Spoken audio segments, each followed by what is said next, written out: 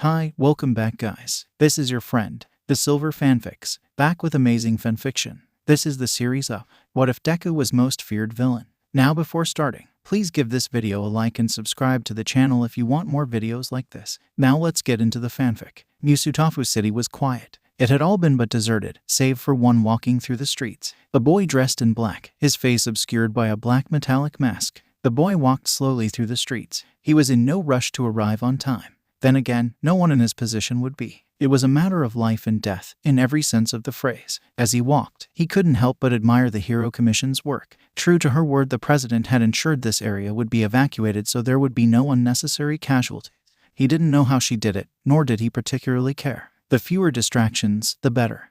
He had arrived at his destination. Making his way up the stairs, the boy felt a strong wave of nostalgia wash over him. It had been over a year since he was here last. And in that time so much had changed. Or rather, he had changed. His experiences had molded him into something else entirely. He was stronger than he used to be and more knowledgeable. Growing up, he tended to see the world in black and white like many children did. However, now that he was grown up, he realized it was far more gray. Not all heroes were perfect saviors, nor were all villains complete monsters. As much people tried to portray it as that simple, it was not, nor had it ever been. Oh no, the concepts of good and evil were much deeper than that. Upon reaching the rooftop, the place for his final battle, he stared out into the vast city, now a quiet shadow of what it once was. While it had been a year, it felt like an eternity since that fateful day, and in essence, it was. He had experienced much more in that year than he had in his entire life. Looking out into the city once more, he reflected on that day and everything after and wondered, would I do anything differently? April, 1 year ago.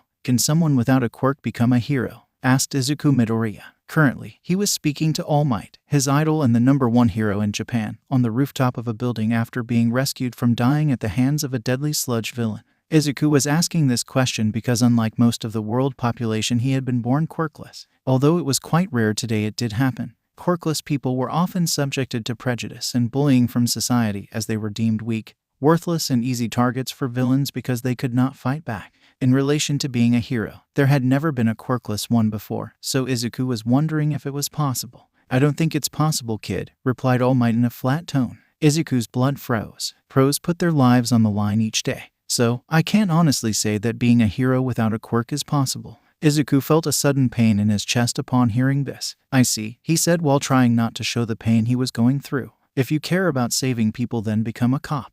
Sure, it's a job that's ridiculed for being on the receiving end for captured villains, but no less admirable. All Might said before turning to leave. It's not wrong to dream. Just make sure it's achievable. He finished before leaving down the stairs. When he was gone, Izuku stood still for a minute before he finally collapsed and started crying hysterically. No one believed in him. No one ever believed he could become a hero. Not even his own mother. His classmates, especially Kaken, his childhood friend turned primary bully, mocked his dream and bullied him relentlessly because of both it and being quirkless, to add insult to injury. He was even given the nickname Deku, an alternate spelling of his name meaning worthless. Memories of all the torment he had endured suddenly came flooding back. You quirkless piece of shit. As if someone like you could ever become a hero, you're completely useless, Deku. Why does he even try? A quirkless person can never hope to do anything meaningful in this world. One particular memory came back to him, one from earlier that day. Kaken had just destroyed his notebook on quirk analysis where he described the quirks of other heroes. As he was leaving, with a smug smile, he told Izuku, you know there is one way for you to get a quirk. Just take a swan dive off the roof and pray you'll be reborn with useful one. Coming back to reality, Izuku felt truly broken. He no longer wanted to be a part of this world. He didn't want to exist at all. He just wanted his pain to end. It was then he realized that no one would actually care if he died. Well, except his mother who loved him unconditionally. It was there and then he decided, for the first time in his life, to take Kaken's advice. I'll wait until tonight, Izuku thought. Before I do this, I'd like to say goodbye to her. Izuku took out his burnt notebook and threw it off the roof. He wouldn't be needing it anymore. Izuku took a quick route home to avoid Kaken and his friends. He heard some sort of commotion going on in the city but paid no attention to it as it wasn't his problem. He arrived home where he was greeted by his mother and Co. They sat down and had dinner where they had their conversations about school and how the day had been. Inko noticed that Izuku had some new bruises and burns but didn't say anything. She knew exactly who was responsible. She was going to call her friend Mitsuki and the school later and finally sort this out. This has gone on long enough, she thought furiously. Mom, I'm going out for a walk, Izuku announced suddenly. I've got my keys so you can go to bed. Inko was surprised since it was 10.30 but didn't say anything as it would have been a good opportunity to make those phone calls. Her thoughts were suddenly interrupted, however, by Izuku hugging her tightly. "Thanks, Mom, for everything. I really love you for it," Izuku told her. Inko was taken slightly back by this but simply smiled and replied, "I love you too, sweetie." It was then that Izuku left, trying not to let her see his face. While she found his behavior suspicious, she said nothing and reached for the phone. Izuku arrived at the building where he had spoken to All Might. Because it was a vacant building, he didn't have any trouble getting in. As he stood on the edge of the roof, he saw his life flash before him. It was mainly of him being bullied by everyone. No one had ever once defended him, not even the teachers who just watched him get trampled on like it was nothing. He had been tortured and torn apart. And for what? Wanting to save people. And now Kaken was moving on to be a hero at UA, where he would probably get everything he wanted. Everything Izuku wanted. How was that fair? Well, it didn't matter anymore. Nothing did. And Izuku, he just didn't care. "I'm sorry, Mom, but I can't take it anymore. Thanks for everything. I love you," he whispered with tears streaming down his face. It was then that he jumped. However, instead of hitting the ground, Izuku fell into a dark mist and lost consciousness. Izuku slowly opened his eyes. He was lying on a couch but made no attempt to move or examine his surroundings. "I see you're awake. Good," came a voice to Izuku's left. He sat up and turned to see who was talking. While doing so, he saw that he was in some sort of bar. There were two people there. One was behind the counter wearing a classic bartender suit and whose head and hands looked like a black mist. The other was a man with messy gray hair, dark trousers and top, and, disturbingly, a disembodied hand covering his face leaning against the counter. "Is this heaven or hell?" Izuku asked tiredly. "I honestly couldn't care less at this point." The other displayed no reaction whatsoever. They just stood there staring at him. "You're not dead if that's what you think. My associate here saved you before that happened," replied the man with the hand on his face. It took Izuku a minute to fully register what he said. And when he did, he snorted. "Yeah, right. Why would anyone bother saving me?" asked Izuku in a depressed voice. Maybe he shouldn't be speaking that way to his saviors, but at that moment, he legitimately didn't care. He had wanted to die, but he couldn't even do that properly. He truly was a Deku. "I asked Kurogiri to bring you here," said a deep voice. Izuku turned slightly to see a TV with a man broadcasting himself on it. From what Izuku could see, he had no face, no eyes, ears, or even nose, just a mouth. "Hello, Izuku," the man greeted politely. "My name is All For One. This is the League of Villains." Izuku was confused. "The League of Villains?" he asked. Izuku was fully aware these were criminals, dangerous people he should be afraid of. For some reason, however, he got the feeling they weren't going to hurt him. Why save him otherwise? Curious, he started to speak. "Wait, you were looking for me. What would you want with someone like me?" he asked, still confused. All For One held up a burnt notebook and said, "Tamura here found this while he was out and brought it to me. I must admit, my colleagues and I were impressed by these notes of yours. You've got quite a talent." Izuku was caught off guard by this statement. Someone was actually praising him for his work. For him, that was abnormal. No one ever praised him for anything. "It's also because of this that we would like you to work for us," All For One continued. "Personally, I would like to make use of your abilities to further the status of our organization. With what you are capable of, I bet." "Hold on a minute," Izuku interrupted. "Do you even believe what you're saying?" Regardless of what he had heard, Izuku felt it was too good to be true. The mere idea of someone needing him or even thinking he was an individual worth having seemed absurd. The two at the bar were a little taken back by this. All For One didn't react. "What would you want with a quirkless reject like me?" Izuku asked. "There are plenty of people out there with powerful quirks you could ask. So why me?" Regardless of what anyone said, quirkless people were, are, and always would be looked down on by those with quirks. Someone who saw them as equals and disregarded society's view did not exist. Not as far as Izuku knew. All For One must have been able to tell what Izuku was thinking. "Growing up without a quirk, I'm guessing you've lived a harsh life?" he inquired. Izuku answered with silence, which was more than enough for him. "Suicide rates for quirkless people are exceptionally high," All For One continued. "Although they don't occur without reason. It takes a lot for them to reach that point. Young man, if you are willing, would you mind telling us how you reached that point?" Izuku contemplated this for a moment. These were complete strangers who he had no reason to trust, let alone tell them about his past. However, hearing his words, Izuku felt all of his emotions and frustrations build up over the years reach the surface. All his pain, all his suffering, he couldn't hold them in any longer. Well, Izuku started, and he told them how he had been bullied for years, how he desired to become a hero and why, his encounter with All Might, what Kaken said to do. Basically, how his entire world just shattered. All For One seemed rather annoyed when All Might was mentioned but remained silent. When Izuku finished speaking, All For One spoke again. "Midoriya, I understand what you're going through, I really do. However, I meant what I said about you. The fact that you are quirkless is irrelevant. What I was impressed with was your intelligence and observational skills, not a quirk, which is why I will ask again. Will you join us? If you do, we will give the chance to be something this false society never gave you, he promised. Just then, Izuku felt something in his heart he hadn't truly felt in a while. Hope. He felt hope. He felt a desire to live again. All right, I accept, he said simply. But I have a few conditions. And what would those be? All for One asked. 1. I will have free reign over what I do. 2. I would like to be provided with living space as I have no desire to return home, he said, thinking of his mother. And finally, regardless of what happens in the league or whatever situation we are in, I will not have to kill anyone. That is one line I will not cross. The one covered in hands growled in annoyance. Already this brat was starting to get ahead of himself. There is no problem with any of those terms. All for One replied with a positive tone. Kurogiri, give him one of the vacant apartments close to here. Don't worry about rent since I own the building. All for One said, while the mist villain, whom Izuku realized was Kurogiri, nodded in agreement. Tamura Shigaraki, please stay behind. I have something I need to discuss with you. Tamura nodded in understanding but still had something he needed to say. Not to kill the mood, but, he intervened, since you're a villain now you'll need a code name. Izuku thought about it for a moment, and one came to mind, one he had held like a scar on his back his whole life. It would serve as both his identity and a reminder of why he was choosing this life. Call me Deku, he said in a serious voice. Meanwhile, at an unknown location. Are you sure about this? All for One asked a woman with green hair, eyes, and dressed in green clothes from neck to foot. I personally see nothing wrong with letting a quirkless child like him join us, but Atrocity is quite against this. He may actually step in and kill the boy himself. All for One, however, was not the least bit intimidated by this. Worry not, Viper, I will deal with him if the need arises. You forget, my dear, he isn't nearly as powerful as me, he replied calmly. I suppose, she murmured. Well, anyway, good night. And just like that, her image disappeared from the screen. Viper, the League's chief scientist. Her quirk was her name, which basically allowed her to do anything a snake could and granted her immunity from all poisons.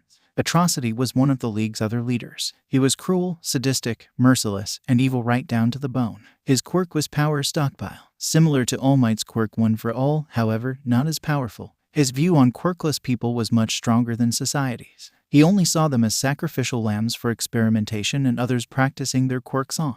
Let's see how far you will go, Izuku Midoriya. All for One soliloquist. Can you survive our world? Izuku wearily opened his eyes. He glanced over at the clock and realized that it was past 10 a.m. Normally he would have woken up earlier. But frankly, it had been the best sleep he had experienced in ages. For once, he wasn't going to have to go through the usual routine of being pushed around at school. He was safe from all of that. For once, he truly felt relaxed. Well, maybe not entirely. Mom has probably noticed I'm missing by now, Izuku thought. It was very rare that Izuku missed breakfast with his mother. She might have thought he left early for school, which was natural. However, she would definitely know by the end of the day when he didn't return home. Izuku may have been a bit hasty about his decision to join the League. However, he did not join just because of FO's kind words. There were a number of reasons, his mother being one. Izuku wasn't proud of leaving her, quite the opposite in fact. He loved his mother deeply because she had always been there for him when he was suffering. However, he knew that if he had stayed with her, she would have been in great danger. He was never great at lying to her, so it was highly possible she would have become suspicious of his actions sooner or later. When that did happen, well, Izuku had a good idea of what would be done to silence her. Furthermore, he couldn't stand lying to her, so this would hurt her less if she ever found out about his predicament. To summarize it, Inko would be safer if he wasn't around. AFO was another reason. Despite his generous words, Izuku was not stupid. He was not normally the type to judge by appearances. However, he got the strange sense that FO was not the type to take no for an answer. He must have had some other plan to ensure Izuku joined if he refused. So Izuku was just being cautious. The conditions Izuku had demanded also bettered his position. Because of them, he had full control over his actions. Furthermore, the final condition he had set meant that he would never have to cross that line, ever. An image of Kaken briefly flashed through his mind. No, not even him, Izuku thought. Despite everything Kaken had put him through, Izuku did not want him dead. Though that wasn't to say he didn't hate him, because he truly did. It was the first time he had realized it. At the bar, since the fridge in his apartment was empty, Izuku went to the bar to see about breakfast. Upon entering, he was suddenly flipped forward and landed on his back. Izuku moaned in pain. He was then hauled up by someone and placed in a chokehold position. If you even try to move, I'll snap your neck, said a soft, cold voice. It belonged to a female. All right, you little shit, why don't you tell me how you got in here and who you work for? If you answer honestly, I'll make your death quick and painless. Don't and it'll be the opposite, she snarled while tightening her grip. Izuku tried to speak but he couldn't. He was still struggling to breathe. It was at that moment when Kurogiri entered the bar and witnessed what was happening. Razor, let that boy go. He is a new recruit, one chosen by Sensei himself, Kurogiri informed the woman. After a few seconds of reluctance, Razor finally released Izuku. Gasping for air, Izuku lay silently on the ground. Slowly, he got back on his feet and turned to face his assailant. From what he could see, Razor was a young woman with short silver hair and eyes. Her entire outfit consisted of dark leather clothes and black high heels. As he examined her, Razor glared at him with murderous intent. Why wasn't I told about this, Kurogiri? She questioned while still glaring at Izuku. He only became a member last night, the other villain replied. And besides, you've been away for the past couple of days without any way for us to contact you. Razor said nothing more and simply sat down. Shortly after the commotion, Kurogiri sorted out breakfast for Izuku and informed him that his fridge would be filled later, something which Izuku was grateful for. When he had finished eating, Kurogiri ordered Izuku to follow him. Izuku had been more than happy to get away from Razor, who scared him. Kurogiri led Izuku to a dark room with various monitors. It was then that FO appeared on one of them.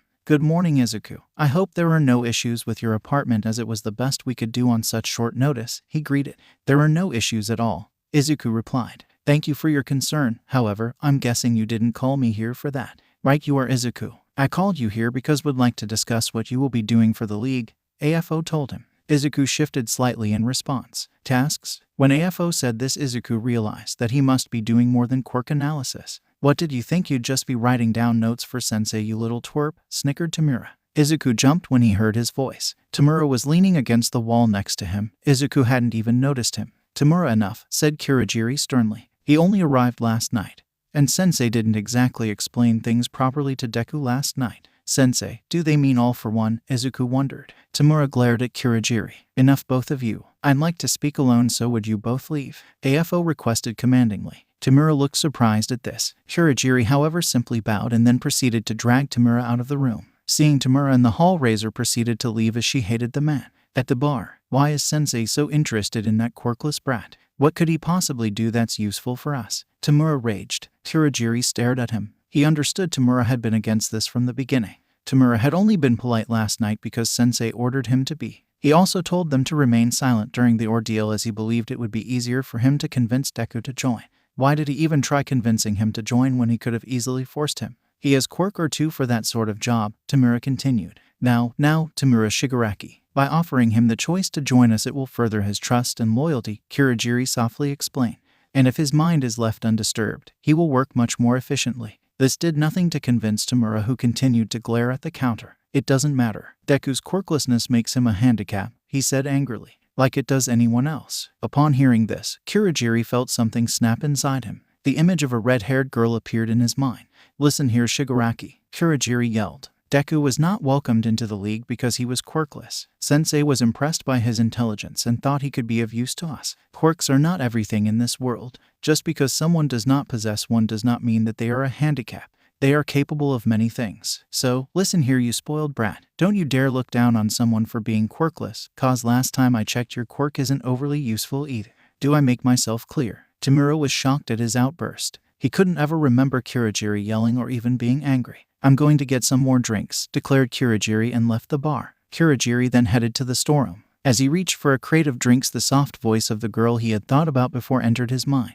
Hey Kuro, she said sweetly, who's her new friend? Kurogiri froze. After a minute, however, he replied. His name is Deku, he told her sadly. And he's a lot like you, Laura. He turned to face the girl, but no one was there, no one ever was. Kurogiri felt tears coming but held them back. I miss you, Laura, he whispered. I miss you so much. Back at the communications room, after Kurogiri and Tamura left, AFO started speaking with Izuku. What I would like you to do for the league is to take notes on quirks for both heroes and villains. From what I saw from your notebook, you analyzed and noted both the strengths and weaknesses. You even came up with several ways to improve them, he informed Izuku. I would like you to do the same with our group, particularly ideas on how to improve our quirks. In relation to other heroes, I want you to investigate their weaknesses and assist in coming up with ways to defeat them easier. Izuku pondered over this for a moment. He would basically be trying to take down the very people who protected society. Innocent people would most likely be hurt by this decision. He thought of his mother as one of those people and shuddered. No, Izuku thought. There's no point dwelling on this. I already said yes to joining, meaning there's no going back now. AFO interrupted Izuku's thoughts. There's something else I would like you to do. Tamura wasn't joking about that. He held up a document to Izuku. Izuku jumped to his feet in surprise. It was his school file. How did you get that? Izuku asked, surprised. An associate of mine procured it. Your school doesn't exactly have the best security. He chuckled. She said it was almost too easy. Izuku stared at him blankly. That aside, from what I read, your grades from most subjects are average. Where the hell is he going with this? Izuku thought. AFO had already asked him to be a part of the league because of his observational skills. He couldn't understand why he would look into his school life. Most of your grades were average. However, you received top marks in your science subjects, biology and chemistry, he continued. It's because of this that I would like you to work with someone from our science branch. It is with this person that I would like you to develop certain drugs that can enhance others' abilities. Izuku finally understood. However, something was bothering him. If you don't mind me asking, Izuku said nervously. Why are you being so open about everything with me? I literally just joined, and it seems strange you would trust me with this kind of information. Last night, you were even very clear about your intentions. Well, how else am I supposed to earn your trust? He asked simply. It's better for you to find out now than later. Izuku wanted to believe him. However, part of him doubted that FO was telling the whole truth. Unfortunately, Izuku did not have enough information to act, so he would just play along for now. Okay, I'll do it, Izuku said with a serious expression. When do I start? AFO simply smiled in response. At an unknown location. Should you really have told him all of that? Viper asked AFO with a worried tone. I only gave him the necessary information.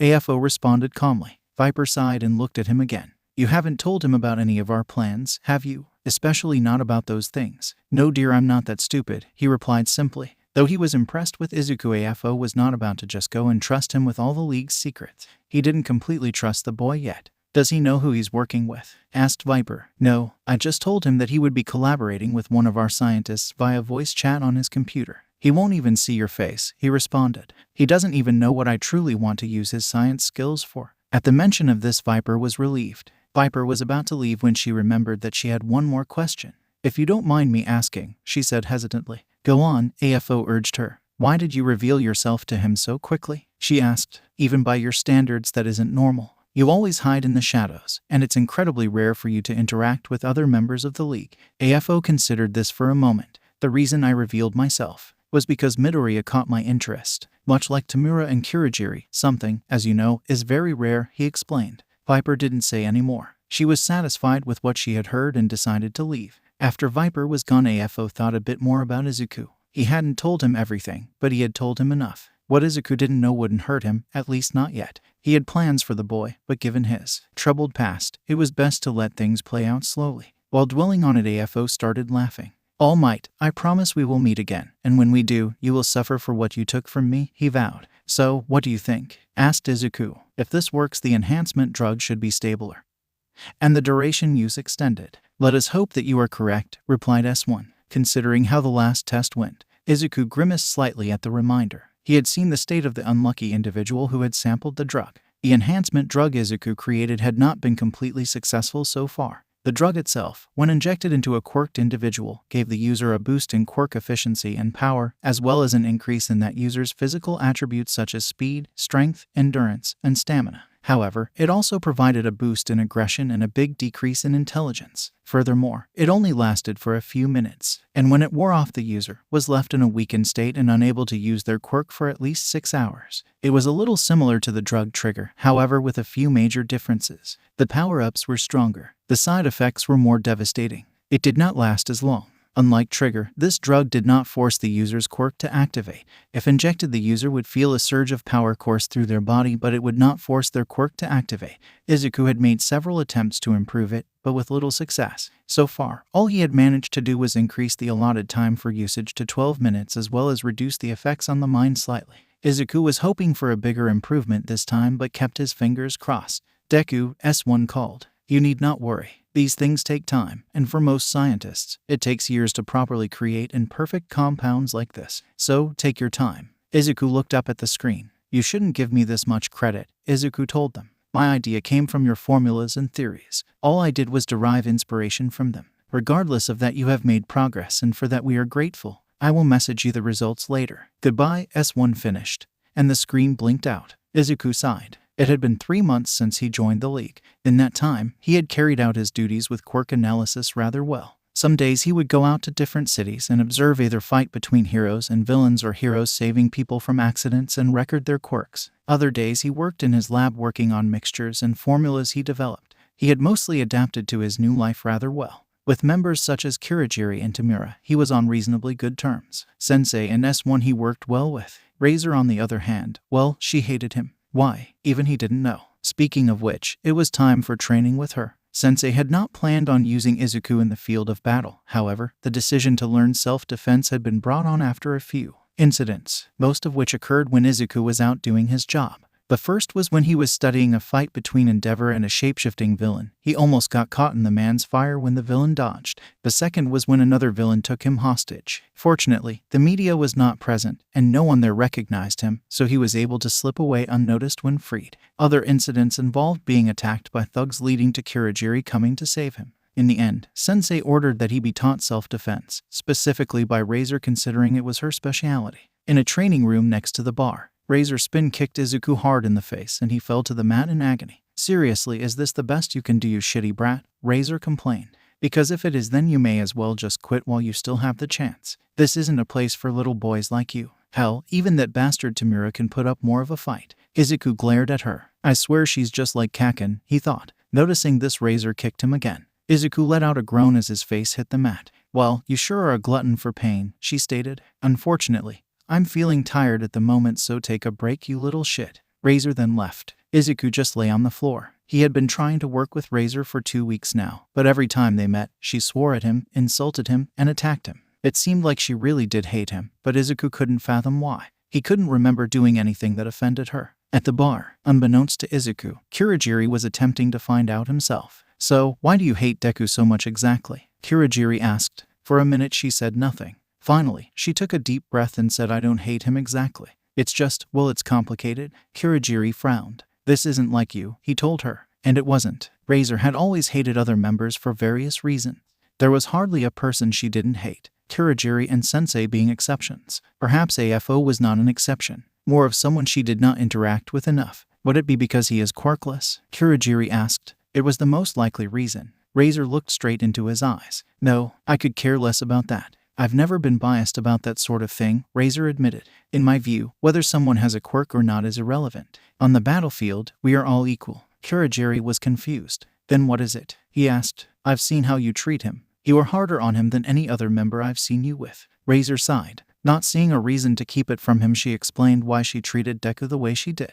Kurogiri remained silent during the entire confession. Whatever he had expected, it wasn't this. It was very rare for Razor to show concern for anyone. "Then you should tell him this yourself," Kurogiri explained. Razor gave him a look. "If you ever hope to work with him properly, then you should both have an understanding of each other," he explained.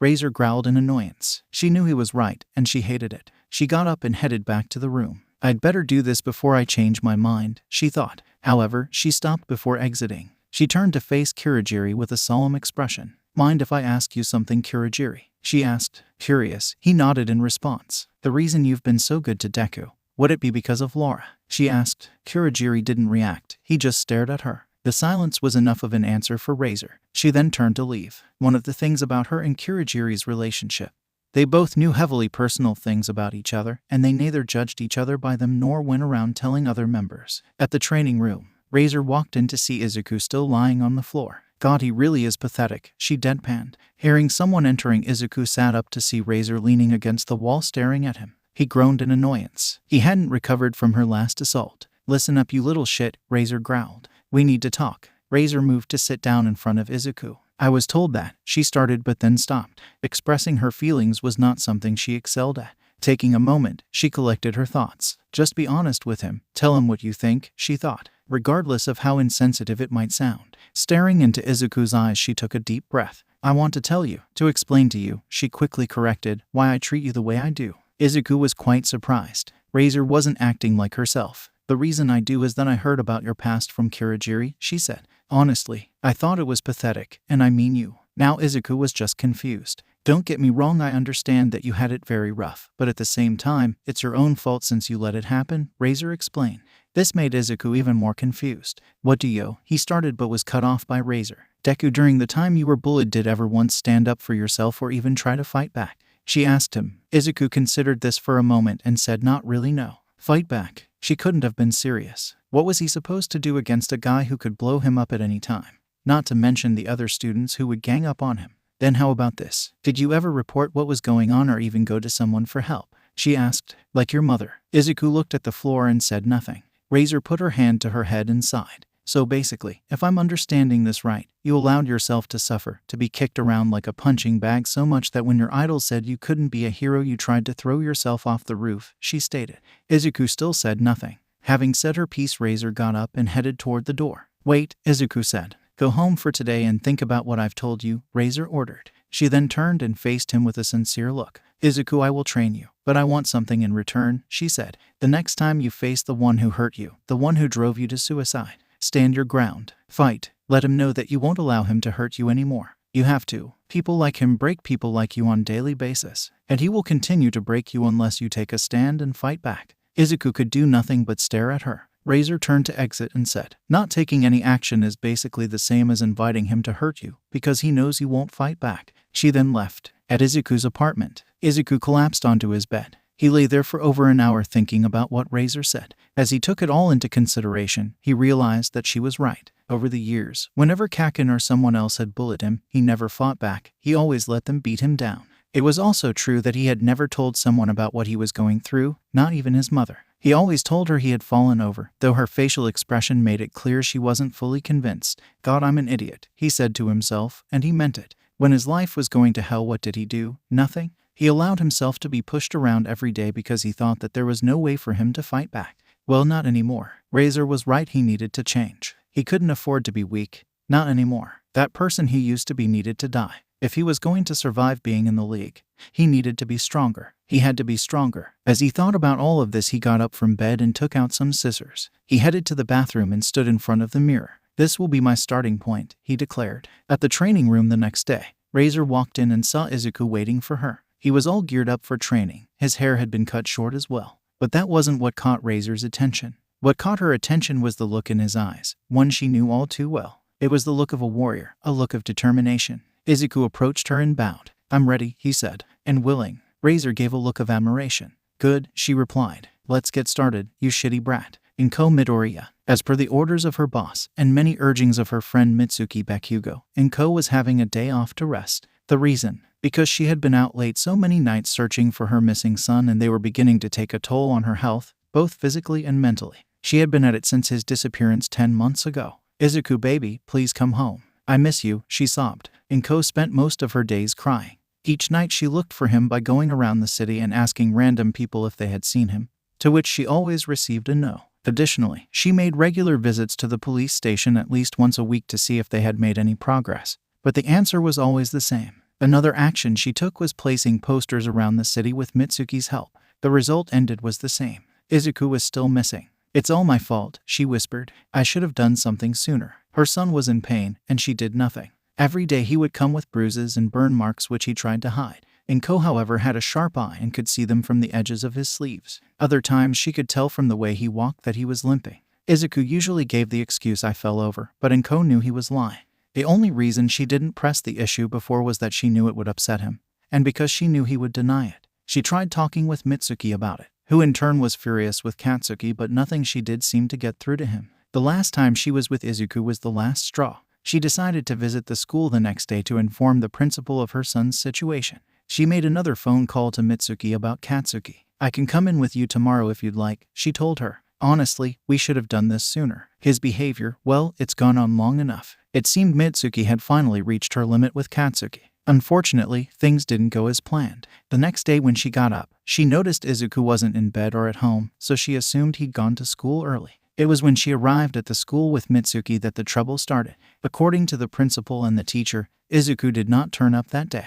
It was then Izuku got worried. As she wondered where he could be, she recalled her last conversation with him. Thanks, Mom, for everything really. I really love you for it, he had told her while hugging her. No, she murmured, horrified. He wouldn't. She called the police afterwards and they started investigating his disappearance but found nothing. Shortly afterwards, Izuku began her current routine of searching. Please don't let it have been that she begged. Anything but that. Izuku had an idea of what Izuku meant when he said those words to her, but she didn't want to believe it. Whatever her son had been going through, he had clearly reached his limit. Your body hasn't been found, so I know you are still out there, Inko said to herself. Regardless of the situation or the progress, she was not going to give up. Izuku, despite what you've done, I still love you. No matter what happens, I will find you. I will bring you home, she swore. Ochako Uraraka. Well, this is it, Ochako thought. She stared at the large building in front of her. UA High School, the best hero school in Japan, if not the world, where anyone could become a hero. Though it did offer other opportunities in other departments known as general education, support, and business. Ochako was aiming for the hero course. Mom, Dad, I will become a hero, she promised herself. And when I do, I'll earn enough money so that you never have to work again. While walking to the entrance, she saw a girl running straight past her. However, one of her shoelaces was open, causing her to trip. Before she could hit the ground, Ochako poked her elbow, activated her quirk to make the girl float. Easy there, Ochako cautioned the girl. It would be bad if you injured yourself before the exam. Ochako deactivated her quirk and the girl landed softly on her feet. The girl then turned to face her. From her perspective, the girl was rather pretty. She had long blonde hair and grass-green eyes. Her figure was rather thin, and she was roughly the same height as Ochako. Thank you, the girl replied with a Russian accent. She then raised her eyes slightly. And you are? She asked politely. I'm Ochako Uraraka, she replied cheerfully. What's your name? Elena Bulikov, she stated simply. Are you here for the entrance exam? Ochako nodded in response. I see. What course are you applying for? Elena asked. Hero. You, she replied. General education, she admitted. My quirk isn't exactly useful in the field of heroics. Her answer surprised Ochako because Gen Ed was usually where the applicants who didn't get the hero course ended up. It was rare for someone to apply for it directly. What's your quirk? Ochako asked curiously. Empathetic vision. When I touch someone, I receive glimpses of their past related to what they are feeling. If someone feels a certain emotion very strongly, like despair or love, I can see all memories that are associated with that emotion. However, if the emotion is too powerful, it will overwhelm me and I will lose consciousness, she explained. Uraraka was amazed. She had never heard of a quirk like that before, though she could see why it wouldn't work for the hero course. My quirk will be useful in the field of psychology, she stated. When I finish high school, I'm planning to move on to college and study to get a degree. She then turned and resumed walking. Hey, wait, Uraraka called out while running after her. You were wondering why I didn't ask about your quirk, right? Elena mentioned. Ochako nodded in agreement. Well, since you just used it on me, it's obvious that it's an anti-gravity quirk. Also, I don't mean to be rude, but we've got an exam to do, so can we maybe resume this conversation later? Realizing she was right, Ochako started walking faster to the exam. Katsuki Bakugo. Katsuki could hardly contain his excitement. The test laid out before him to get into UA was a combat course, his specialty. All he had to do was destroy whatever robots got in his way and earn as many points as possible. Easy, he thought, like taking candy from a fucking baby. This was the ticket into UA, his first step to becoming a hero greater than All Might. Say, that reminds me, Midoriya, you wanted to go to UA too, right? The words he'd heard 10 months ago echoed in his head. A boy he bullied also came into his mind. The fuck, he thought, annoyed. Why the fuck am I thinking about that quirkless piece of shit now? In truth, he had avoided thinking about Deku ever since his disappearance. The day after the incident with the sludge villain, Deku had disappeared. At first, he thought Deku was being a coward and avoiding him. He was hoping that after their little talk, the nerd had finally given up on trying to become a hero. A quirkless freak like him had no right to be one in the first place. So it was just better for everyone. However, that was not the case. Later that day, the police came to the class and questioned everyone on Deku's disappearance. They asked questions about what he had been doing that day and his regular school life. Most denied any knowledge as they were not friends with Deku, which was completely true. When it was his turn, he told the police, "That quirkless moron isn't my problem. Don't say he's my friend because he isn't. He's just an obstacle in my way. Now if that's all, can I go back to class? I've got more important things I need to do." The police were shocked at Katsuki's attitude but relented since they could not get any useful information out of him. That fucking nerd isn't my problem. He can go and die for all I care, he thought aggressively. What happened to Deku was not, nor would it ever be, his problem. It wasn't as if he had done anything wrong. Nobody at school ever spoke against him for the way he treated Deku. Other students treated him the same way, and even the teachers were okay with it. In fact, a few days after his disappearance, everyone seemed to have completely forgotten about Deku because his existence was never brought up again. "Applicants, please make your way to your selected field," announced President Mike. Katsuki snapped back to reality. "Shit," he growled. "Even when he's not around, he's still a pain in my ass." Well, fuck him. Just focus on the exam. Katsuki arrived at the entrance of his selected field. As soon as the doors opened, he started running. Time to kick some ass, he said, grinning as sparks went off in his palms. All Might watched with the other teachers as the applicants made their way through the exam. Since he was not an official teacher at UA yet, he wasn't a judge. He was there for a more important reason, scouting out possible successors to his quirk, one for all. Since he was only able to take part in hero action for 3 hours a day, locating a suitable successor to being the next symbol of peace was crucial, though there were other students to look at. From the waypoints are gathering, it looks as though we'll have an interesting bunch this year, Principal Nezu stated. He was an animal with a quirk that made him highly intelligent. The teachers nodded in agreement. With their quirks, it looks as though they'll become fine heroes, All Might said. Can someone without a quirk become a hero? I don't think it's possible, kid. All Might gasped, but no one seemed to notice. They were all too preoccupied with the exam. Why am I thinking about that now? He wondered. Ever since his encounter with that boy, All Might had been recalling that memory every now and then.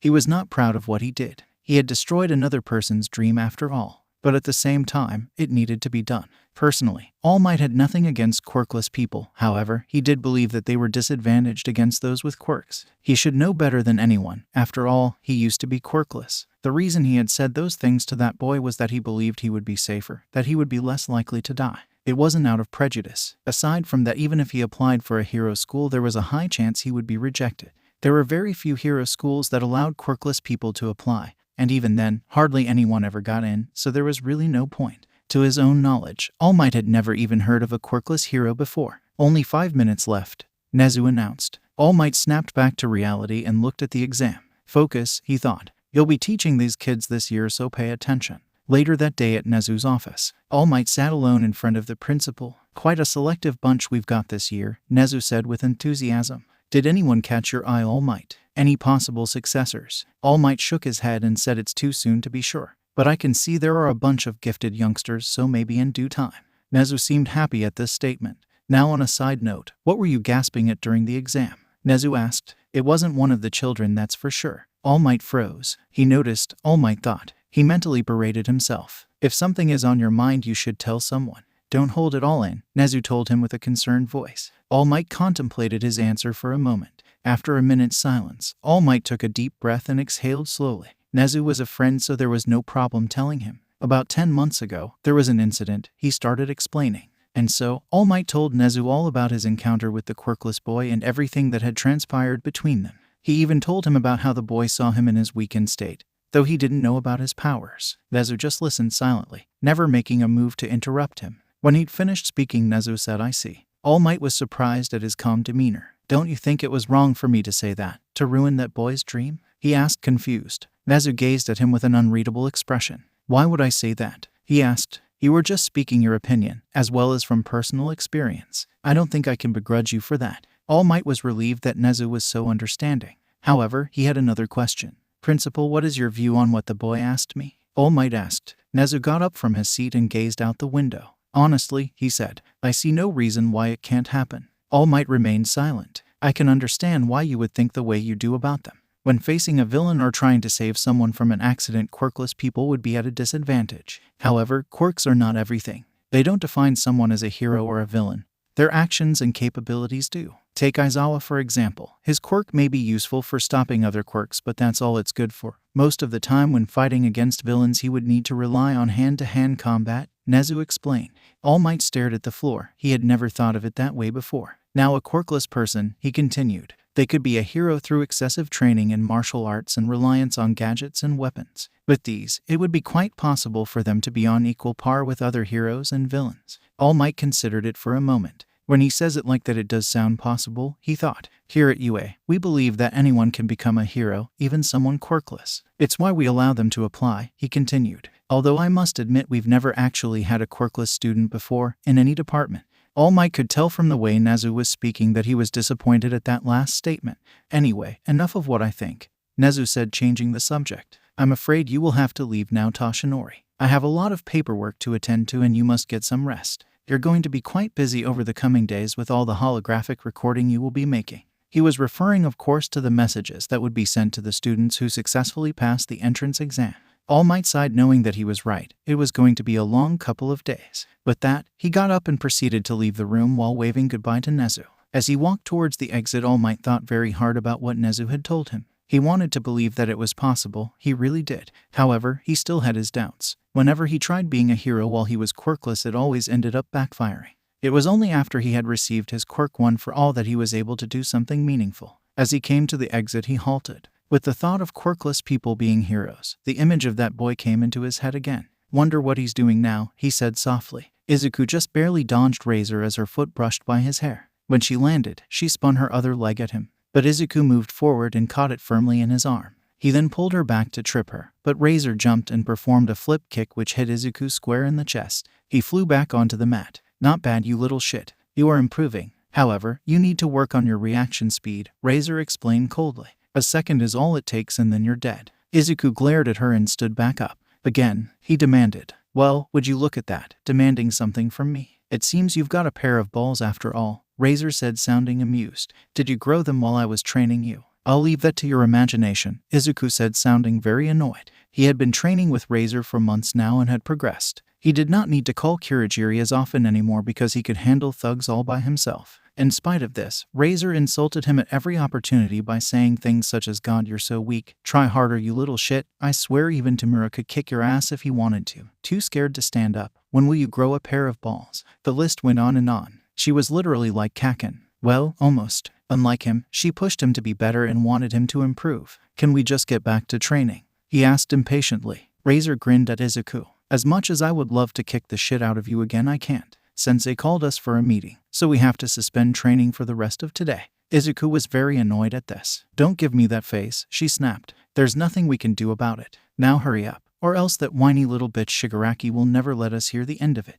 Judging from the sound of her voice, Izuku could tell she was angry. He would say he was surprised, but with the number of derogatory terms Razor had spewed about Tamura, it was clear she hated him. Then again, Razor hated a lot of people, so it was nothing special. At the bar, Izuku gathered with Kirigiri, Razor, and Tamura. They turned to the monitor where Sensei appeared. "Good afternoon, everyone," he announced. "I trust you know why I've gathered you all here." "No clue," Izuku and Razor replied in unison. And they meant it. The two had been completely absorbed in their jobs and training the past weeks, so they had not been paying attention to anything that happened in or out of the league. Tamura snickered while Kirigiri tilted his head to the side. "It seems neither of you has been watching the news," Sensei realized. "Just tell us already," Razor snapped impatiently. Sensei sighed and took a deep breath. "All Might has taken up a teaching position at UA," he informed. Razor didn't react. Izuku, however, shifted slightly. "That's right, the entrance exam was just a few days ago," he thought. "That means Kaken is now a student there." Despite his hatred toward Katsuki,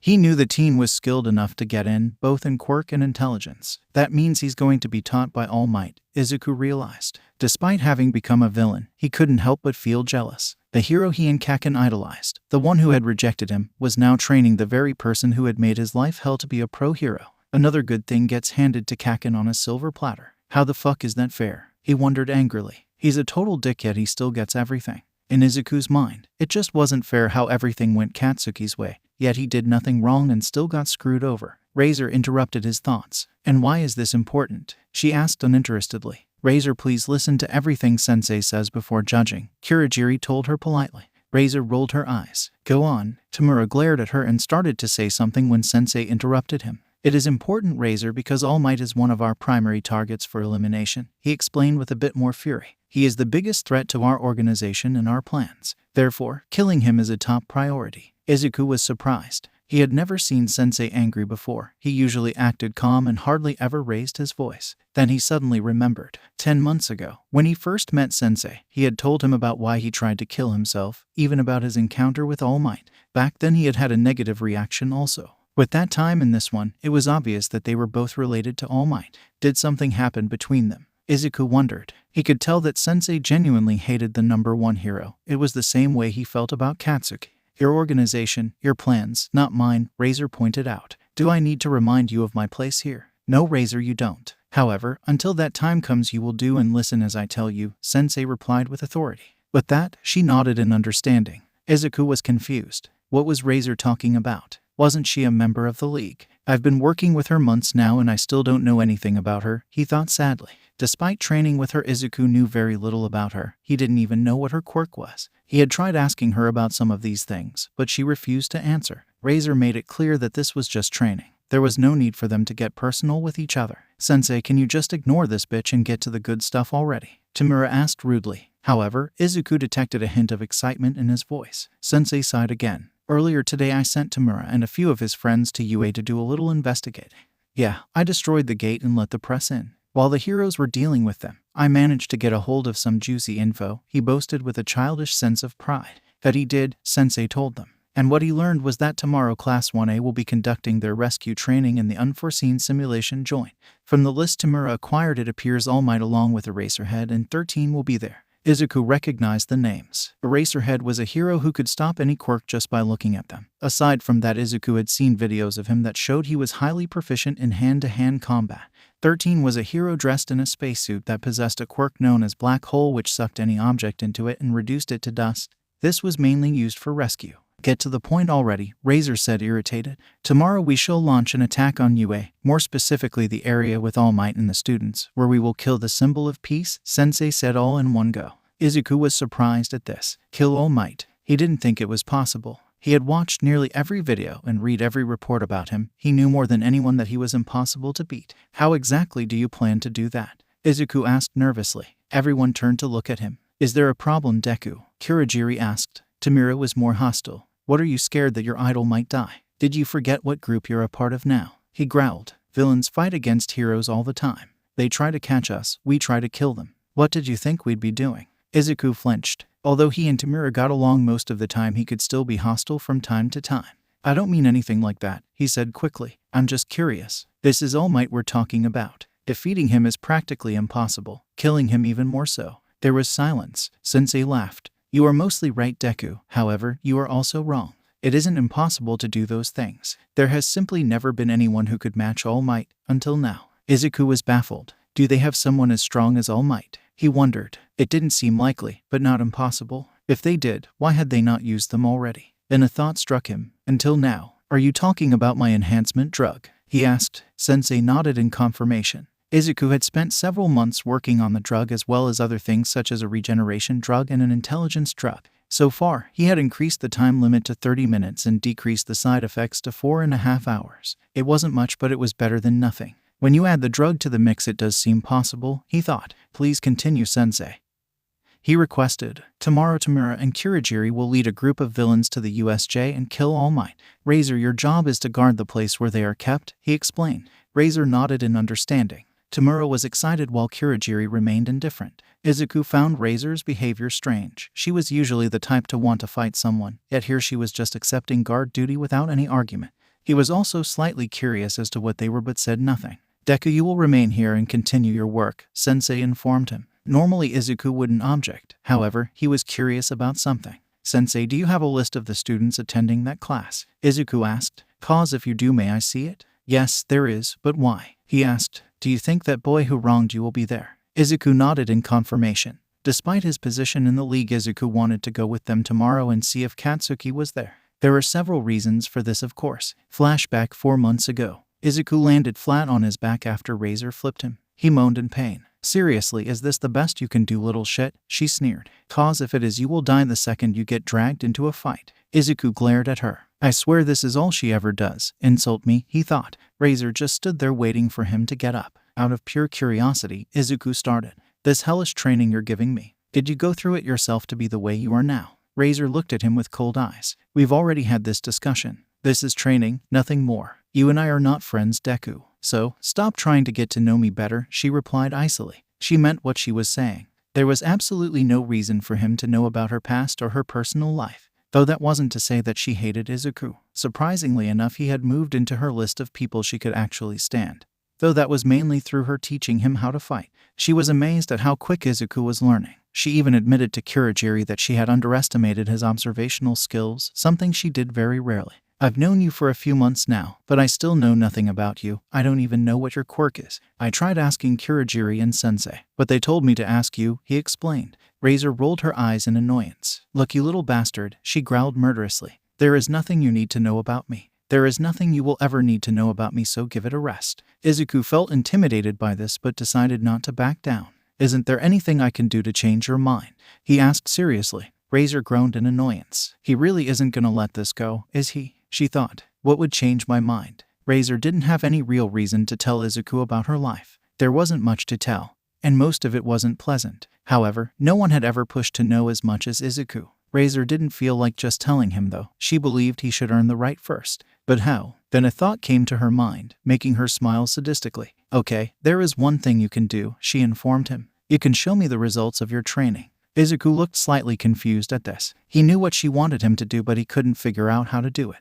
I want you to fight someone, of course. However, it's who I want you to fight, she explained. The one I want you to fight is that bastard. You know, the one who turned you into the weak little shit you are now. Izuku froze. Fight Kaken. She wants me to fight Kaken, he thought. He had trained well enough that he could hold his own against most quirked individuals, but Katsuki, he was on another level. As if noticing the uncertainty in his eyes, Razor spoke up. Don't get the wrong idea. This is also for your sake, she told him. This confused Izuku. He was your primary tormentor, right? She asked. Izuku nodded in confirmation. Then facing him should be good for you. If you defeat him, then you will have overcome him, and he will no longer be someone you should fear, she said. If you can do that, then I'll tell you whatever you want to know. Izuku said nothing. He was still trying to process what Razor said. All right, that's all for today, she said before turning to leave. Flashback end. Wanting to know more about Razor was one of his reasons for going. Another was that he wanted to face Katsuki.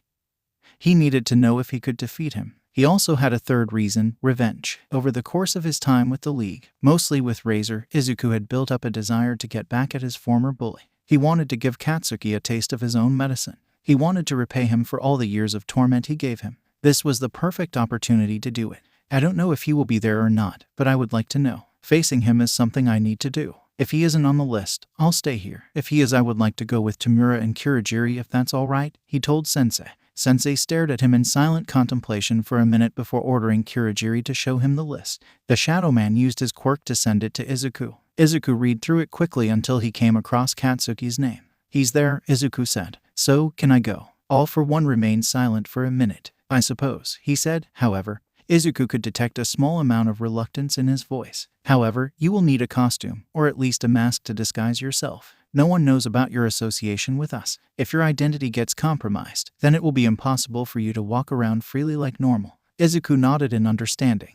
Sir, is this really a good idea? Kurogiri questioned nervously. Izuku blinked, a little surprised by Kurogiri's reaction. He knew he could handle himself in a fight, so why? Perhaps it was because he would be fighting Katsuki. Given the nature of their relationship, Kurogiri's concern was natural. Deku has proven himself capable in the field of battle, Kurogiri, Sensei explained with a slight edge to his voice. If he wishes to confront his bully, then I see no reason to deny him the opportunity. It may provide him with the closure he needs. Izuku was happy to hear Sensei had faith in him, but at the same time, suspicious. The way he said it, he still sounded reluctant. There was also the way he said closure, like it was the most vital thing that mattered.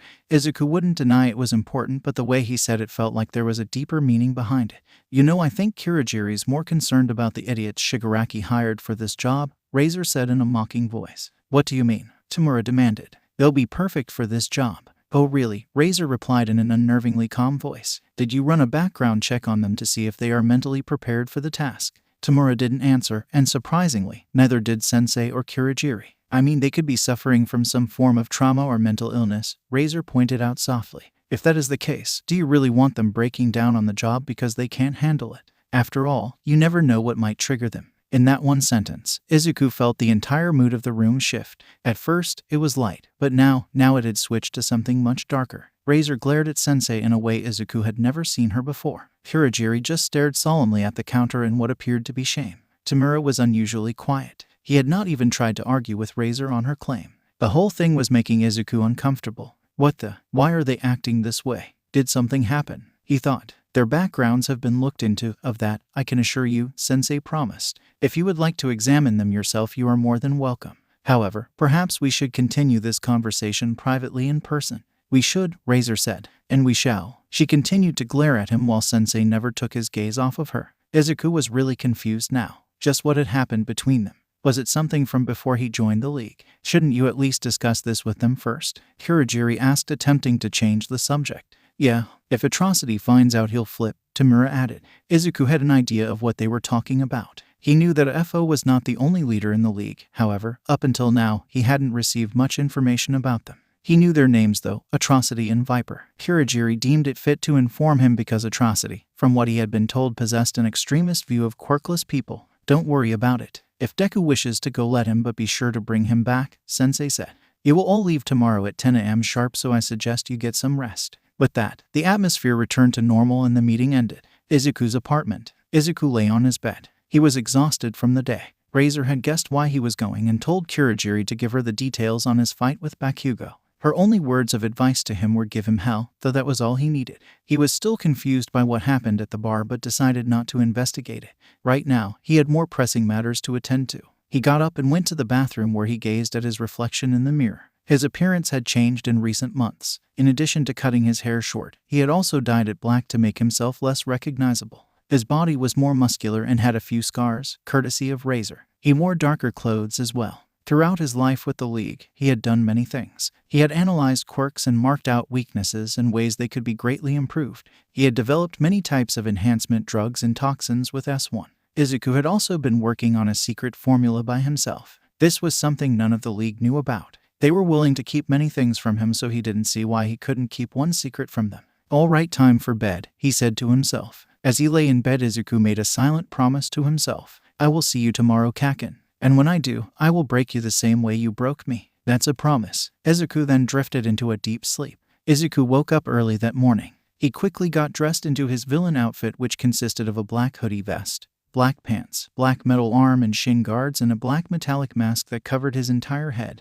He also wore combat boots and a belt with various tools such as a taser, a grappling hook, and several small projectile blades. The outfit he had mostly forged himself except for the helmet. He had a feeling he would one day be out fighting with the League, but he wanted to make sure his identity wouldn't be compromised. Still, he was ready to face Katsuki. At the bar, Izuku met up with Tamura and Kurogiri, where he also met their large entourage. Izuku was not sure what to think of the group. He had not seen them in action yet, but at the same time, they just looked like regular thugs. What caught his attention was the bird-like creature who looked as tall and muscular as All Might. This must be the guy, he realized. Izuku didn't have much time to think, however, as Kurogiri's quirk completely absorbed him and everyone around him. Unforeseen simulation joined. They arrived at an area that had various buildings with different natural disasters going on for each one. The group of villains looked up to see the students and teachers at the entrance, who had also noticed them. Strangely enough, All Might was not present. Izuku didn't care though. That wasn't why he was here. He scanned across the students' faces until he came across a familiar one.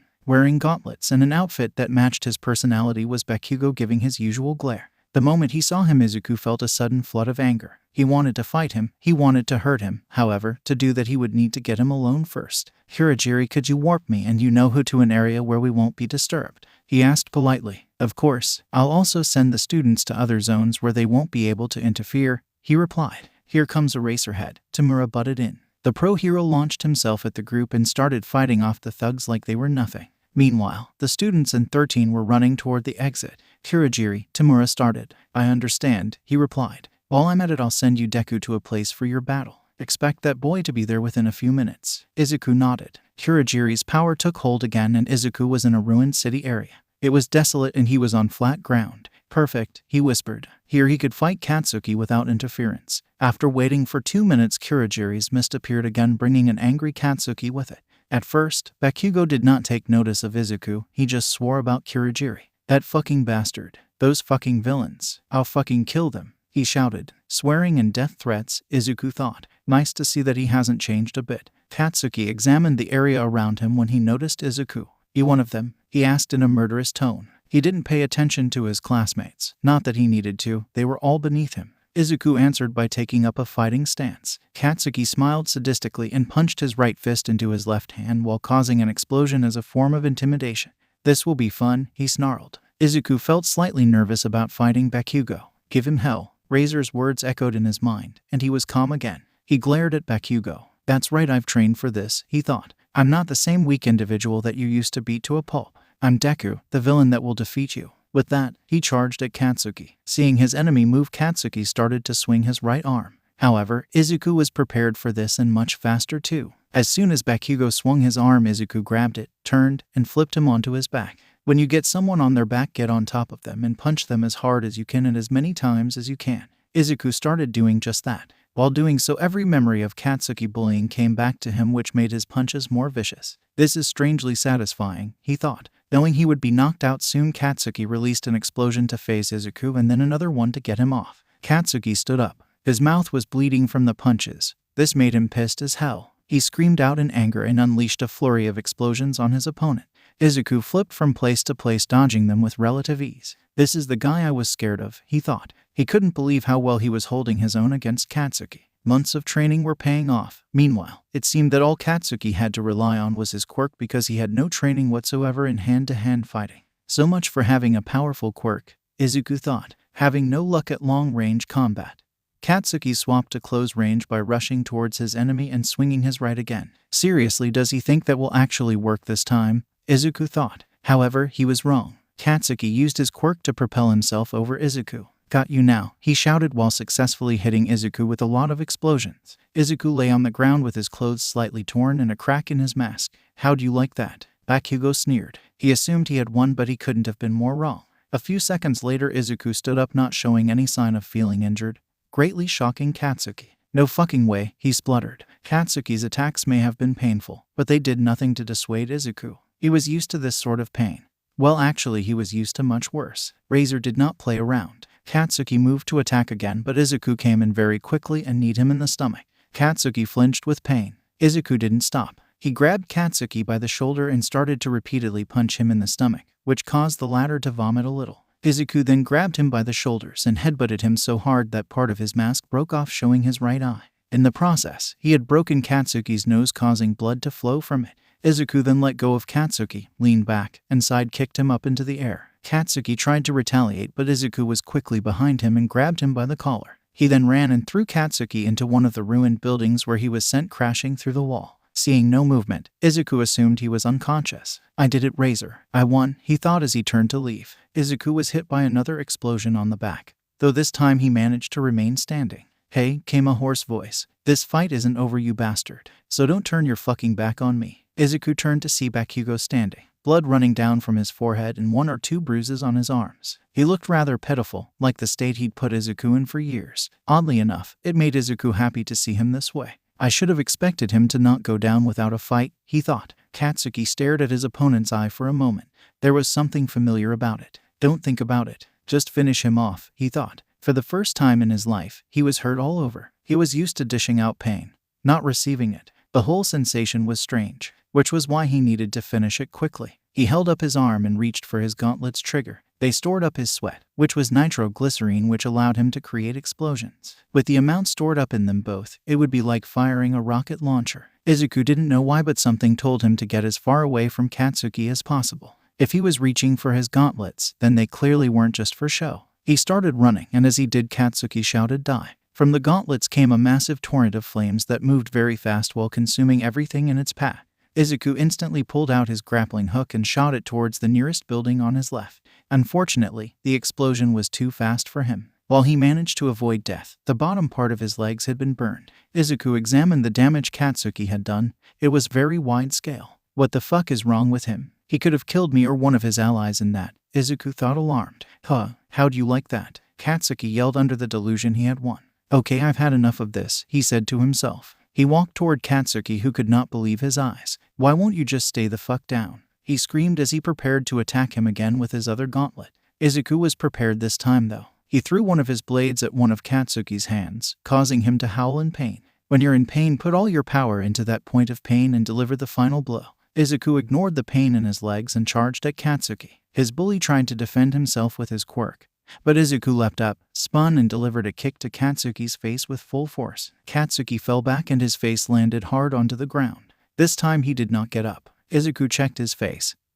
He was unconscious. I won, he declared before walking off. Kurogiri, I'm finished over here, Izuku told him over the communicator in his mask. That's good to hear. I had a camera or 2 around your area, so your battle has been recorded for Razor to see, Kurogiri informed him. All Might's here, by the way, and the pros will be here soon also. I suggest you make your way back to us at the center. I will, Izuku replied. As he walked, he could really feel the pain in his legs. Katsuki did a better job than he thought. I'm almost there now, he said to himself as trudged along. Suddenly he heard a scream. He turned to see a girl in pink being held to the ground by one of the thugs. She looked terrified. Now then, the thug declared, let's have some fun, shall we? Izuku had a very good idea of what he was about to do and headed towards them. He may have been a villain now, he may be a colder and serious person, he may be willing for heroes to die, but rape, that was a different story. Despite his time with the League, Izuku still possessed a certain degree of morality. The girl's terror increased when she saw another villain appear. The thug turned to Izuku and said, what do you want? Can't you see I'm busy? Izuku, annoyed with his tone, tased him in the neck, knocking him out cold. The girl was stunned at what just happened. Noticing her expression, Izuku said, if you don't want that sort of thing to happen to you, then I suggest you run. Find your friends and get to safety. At first, she didn't move, she was still shocked. Izuku glared at her and yelled now. With that, she scrambled away while still looking at Izuku. He then turned and proceeded to where his allies were. He arrived just in time to see All Might blast that bird-like creature out of the building. There were a bunch of unconscious thugs. Tamura was also there with Kirigiri looking very pissed off. Are you guys alright? Izuku asked them. Namu got beat, Tamura raged. So that's what that thing was, Izuku realized. He made his way to them. He also looked at All Might. It was strange. His childhood idol was now his enemy and a kill target for his new group. All Might was staring at the new arrival. Great, just what I need, and I've already gone past my limit, he thought. He inspected him further. There were burn marks over him and he was limping. He's injured, he realized. Those marks, did Bakugo do that to him? He knew the boy well enough to know what kind of damage he could deal. I take it you finally defeated that explosion user, Kirigiri said. They are talking about Bakugo, he thought. Yeah, I beat him, the new villain said with pride. I beat him to a bloody pulp. All Might tensed slightly in anger at this. You, he said in a furious tone. The villain turned to look at him. Relax, he isn't dead, just unconscious, the villain told him. All Might was both relieved and surprised at this. What the hell, Deku, Tamura yelled. Why didn't you finish him off? You know very well that I don't kill, he retorted. That was one of the conditions I set when I joined this group, remember? Now All Might was definitely surprised. Deku wasn't a killer yet, he joined this band of villains with some conditions. Just who was he? Izuku noticed that All Might was steaming. He's reached his limit, he realized. Izuku remembered that from their last encounter All Might had told him that he can only use his power up to 3 hours a day. When he steamed, he reached his limit and reverted to his real form, something no one else knew about. Izuku did not know why, but something told him to keep his mouth shut at that moment. He was in possession of a very valuable piece of information. If he blurted this out now, All Might would most definitely know who he was. Not only that, but they were at a disadvantage with so few forces and the pros on their way. Tamura, Kirigiri, let us withdraw for now, he told them. We're at a serious disadvantage with him here and the pros on their way. Also, our ace was just blasted out of here and our forces are down. The two just stared at him. He's right, Tamura. The situation isn't in our favor, Kirigiri stated. Tamura scratched his neck in frustration. Fine, he relented. He turned to face the symbol of peace. All Might, beware, because your days as the symbol of peace are numbered. Tamura swore. All Might grunted in response. We'll see about that. For some reason, though, he was still staring at Deku. From the sound of his voice, he seems to be in his teens. Also, that eye, why does it seem familiar? All Might pondered. This boy probably wasn't that much older than his students. It made him sad to think that someone that young had become a villain. Kirigiri's mist surrounded his allies, and they disappeared from the area. During the transport, however, Izuku lost consciousness. At his apartment, Izuku woke up surprised to see that he was in his apartment. He moved his legs slightly, but he felt no pain in them. He inspected his body. There were no signs that he had ever been injured. It wasn't a dream if that's what you're thinking, came a voice he knew all too well. Izuku looked to his right to see Sensei sitting at the table drinking what could have been tea or coffee. Hello, Deku, he greeted the boy. It's good to see that you're awake. Sensei, you're here, Izuku replied, stunned. He had spoken with the man before but had never met him in person. Why are you here? Izuku asked before he could stop himself. Was he in trouble? Once again, Sensei seemed to know what he was thinking. You're not in any trouble. I came today to sort out a few issues with the League and just thought I would check up on you.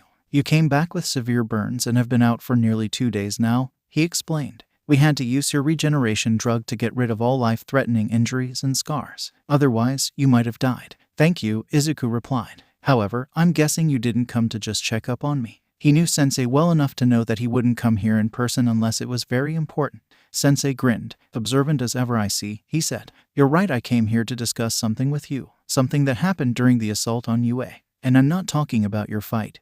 That was impressive. Izuku sat up straight and faced him. It's about your decision to retreat. There were cameras around the area, so I saw the entire ordeal. While your reasoning was logical, and the pros did show up shortly after you had left, there was something else that made me curious, he informed Izuku. Why didn't you tell the others that All Might had reached his limit? Izuku was definitely surprised now. If he knows about that, then he must have a history with All Might, he realized. He took a deep breath. He needed to be careful about his answer. It's because I knew it that I didn't tell them, Izuku explained. Oh, Sensei responded, amused. Let me point out something. I told you about my first encounter with All Might. During that encounter I learned about his little weakness. However, I also learned something else. He told me that not a lot of people know about this. Therefore, since I am one of these people, blurting it out would have led to my identity being exposed, he explained. Besides, you clearly know about it too, yet you didn't tell the others, so you're in the same boat. How did you know it? From what I have seen of you, every time All Might has been mentioned you got angry, meaning you've some sort of history with him. So, tell me, am I wrong? There was silence. Maybe I went a little too far, he thought nervously. However, Sensei started laughing. Izuku was now confused. It appears I underestimated you, Deku. You are correct with that assumption, he told the boy. Your answer for not telling the others is also acceptable. He wasn't joking either. If Deku had figured all that out from observing, then he was a lot smarter than he originally thought. My past with All Might. Well, to explain I would have to tell you about my origins, something which I have no intention of doing, Sensei told Izuku. However, if you know about his weakness, then I can tell you about his quirk. Izuku shifted slightly in response. No one knew the exact details of All Might's quirk. People just assumed it was strength enhancement. All Might's quirk is known as One for All, one passed on for generations. Several days after the USJ incident, the students were buzzing with activity. After recovering from their experience, they started preparing for upcoming sports festivals where they would get their chance to show off their quirks and skills to pro heroes in hopes of being scouted by them. Although, some individuals did not have the same spirit. Katsuki Bakugo. Katsuki was less than enthusiastic. He was still furious about his battle with the dark-dressed villain. How the fuck could I have lost? I'm supposed to be the best and the strongest, but I still lost, he raged. As much as he hated to admit it, he had lost the fight, and it really pissed him off. When he woke up in the recovery girl's office, he was covered in bandages. Later that he was informed of the injuries he sustained with x-rays to back them up. That bastard did more than mess up his face. Those shots to his stomach had broken 2 of his ribs. It was the most humiliating of his life. Sure, his injuries had healed, but his pride had been damaged in a way that would never heal. Not unless he got some payback on that bastard. Damn, being beaten like that. It reminds me of how I used to kick the crap out of Deku, he thought. At the thought of his former friend, Katsuki froze stiffly. Deku, he said to himself. He remembered the villain's eyes. They were green, the same as Deku's. And does that mean the one I fought was Deku? He thought, horrified. He pondered over the idea for a little bit before smirking. No fucking way. That couldn't have been Deku. He's a useless, quirkless piece of shit who can't do anything right. He could never beat me, he realized. That villain must have had an endurance or strengthening quirk of some sort to be able to take that sort of damage from me. He knew Deku well enough to know he wasn't a fighter, he wasn't anything. A quirkless reject like Deku would never be able to put him in the state he was. I'm just stressed out, he decided. I should just prepare for the sports festival. It's there that I'll be able to prove to everyone at this school, no, the world, that I'm the best and the next #1 hero. Ochako Uraraka. Ochako wasn't overly enthusiastic about the sports festival either.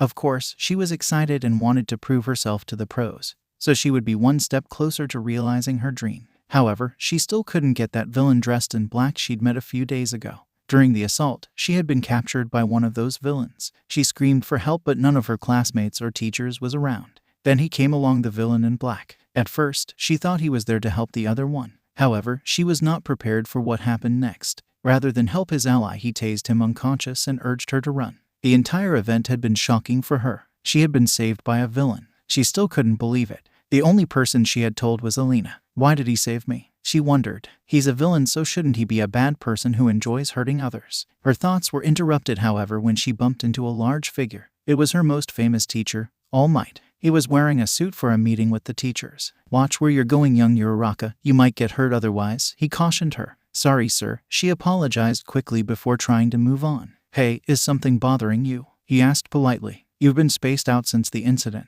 At least that's what I've noticed from class. Ochako said nothing. If something is troubling you, don't hesitate to come to one of us for help. It's what we're here for, he assured her. Ochako wasn't sure what to do. Then a thought came to her. All Might was there most of the time before the pros arrived. Maybe he saw him.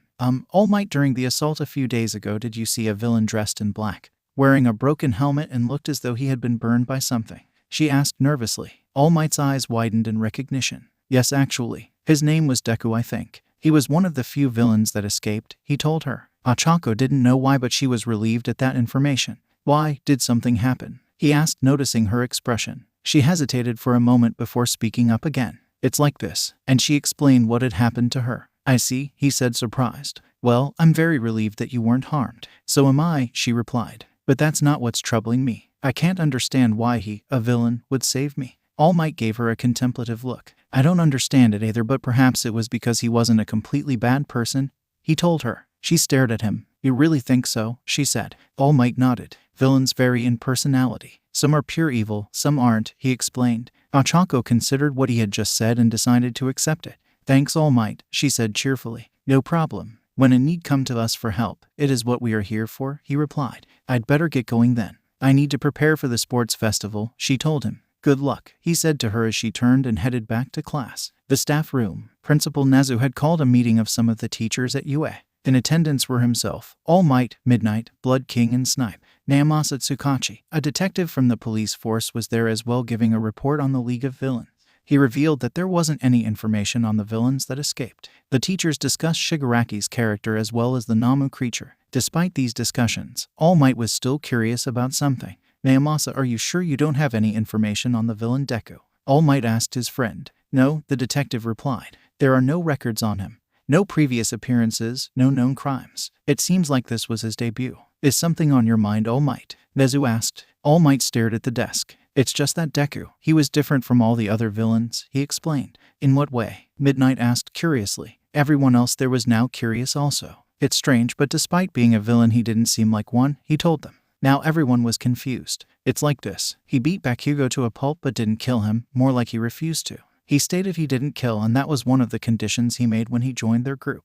More than that, he seemed like the reasonable member of the league since he pushed for them to retreat when the odds were seriously stacked against them, he told them. No one said anything. But that's not all, he continued. I just learned that from Uraraka that when one of the villains attempted to rape her, Deku intervened and rescued her before telling her to run. The teachers and detective were stunned at what they had just learned. The idea of a villain saving one of their students seemed absurd, yet it had happened. You're right, that doesn't seem like a villain, Blood King stated. He still attacked one of the students though, so he's still our enemy, Snipe piped up. All Might, do you have any more information you could give us? Naomasa asked. The symbol of peace thought hard about his answer. His mask was slightly broken so I could see that he had a green eye. Also, from the sound of his voice he seemed around the same age as most of the students, All Might explained. Someone that young becoming a villain, that is sad to hear, Nezu lamented. Although, from your description, he hasn't been a villain for too long. If given the right push, he could become a hero. Though that depends on him really. Everyone stared at Nezu. A villain turning into a hero was something that very rarely happened.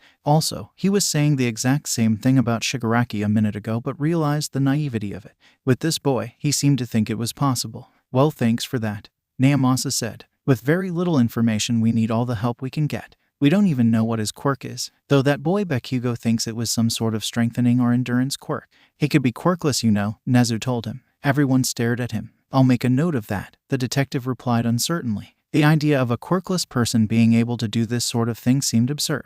All Might remembered what Nezu had told a few weeks ago about how quirkless people could be on par with those with quirks. Perhaps we should consider it a possibility. He told Naomasa, quirks aren't everything in this world. Most were surprised at his statement. Nezu, on the other hand, was happy that All Might was taking his words to heart. Naomasa took note of that and left. The next thing the teachers did was discuss the upcoming sports festival. Shortly afterwards, the meeting ended. Later that day, All Might walked to the staff room finished for the day. He was planning on watching the sports festival closely to look for a potential successor. The meeting from today was still in his mind. A quirkless person, could they really have done that? He wondered. Since his conversation with Nezu, he started to consider it more. However, part of him still found it difficult to believe, especially considering how powerful Katsuki was compared with most individuals. Can someone without a quirk become a hero? I don't think it's possible, kid. All Might stopped. That again, he thought. Ever since he talked to Nezu, he had started thinking more about that boy. He could still remember his voice, how he had admired him, his face when All Might had told him that he could not become a hero. He could have sworn tears were about to erupt from those green eyes of his. Green eyes, All Might suddenly realized. He remembered that Deku had possessed similar eyes. And his voice. All Might thought very hard about his and the boy's. They're the same, he thought, horrified. It could be quirkless, you know. Nezu's words echoed in his ears. No, don't tell me. That boy couldn't be. He said without realizing it. That boy was Deku. Don't tell me I pushed him to that point, he thought. He really did not want to believe it. What am I going to do? He wondered. If he's Deku, then that means I'll have to. He knew he would have to stop him. As a hero and the symbol of peace, that was his job. He thought about it a bit more. That boy had idolized heroes. He was a good person. Deku had saved Uraraka and refused to kill. He hasn't been a villain for too long. Those facts made it seem more realistic. And he was quirkless also. As he pondered over his options, he decided to keep this to himself. Until I have more evidence I can't act, he thought. He would have to find that boy first. But how? He didn't even know his name. However, he did know what he looked like. The government has a list of people who are quirkless. Maybe I could get Naomasa to show me it, he said to himself. He needed to find out the truth. If that boy had become a villain, maybe there was still a way to save him. Izuku walked along slowly to the sports festival, seeing as he had plenty of time before it started. He wore a black hoodie, trousers, and combat boots. He also wore a black face mask to cover his face and red contact lenses so he wouldn't be recognized. Sometimes when he went out, he would see his mother out searching for him. Whenever he did see her, he always felt a strong sense of guilt for leaving her without an explanation. Occasionally, he got the urge to walk over to her and come back home, but always held it back after remembering why he left in the first place. That home of his was part of the very society that rejected him, and he didn't belong there, not anymore. Besides, Inko was safer without him in her life, though he imagined she must be very lonely since his father went off to work in some other country for reasons when he was a child and had not been heard from since. Pull yourself together. You've got a mission to do, he thought. 2 nights ago, he was given a mission by Sensei to attend the UA Sports Festival and analyze the quirks of the students participating. According to Sensei, they were likely to become future enemies of the league, so it was best to have knowledge on their abilities beforehand. Although, Izuku had a feeling they were looking for potential members or at least worthy quirks for Sensei to steal. Izuku was surprised when he learned what Sensei's quirk was because he had never heard of someone being able to give others quirks before. He was only told about it because he needed to explain about All Might's quirk, which came from him. He didn't go into much detail about it because it would involve explaining his past. Izuku continued to the festival with his backpack full of notebooks. He was going to be recording like crazy. UA staff room. All Might was sitting alone getting ready for the festival. He would be expected to make an appearance towards the end to present the medals to the victors. This would also be a good chance to look for a successor. However, his mind was focused on another matter. He had spoken to Naomasa about seeing the list of quirkless people who had promised that he would be able to see it. Surprisingly, the government didn't place much security around or care who looked at it, which All Might found strange. Naomasa would be coming next week to talk with him as he still had a lot of work to do. Knowing how busy his job was, All Might didn't mind. While he didn't want to believe it, he had to consider the possibility that the boy he'd met nearly a year ago was Deku.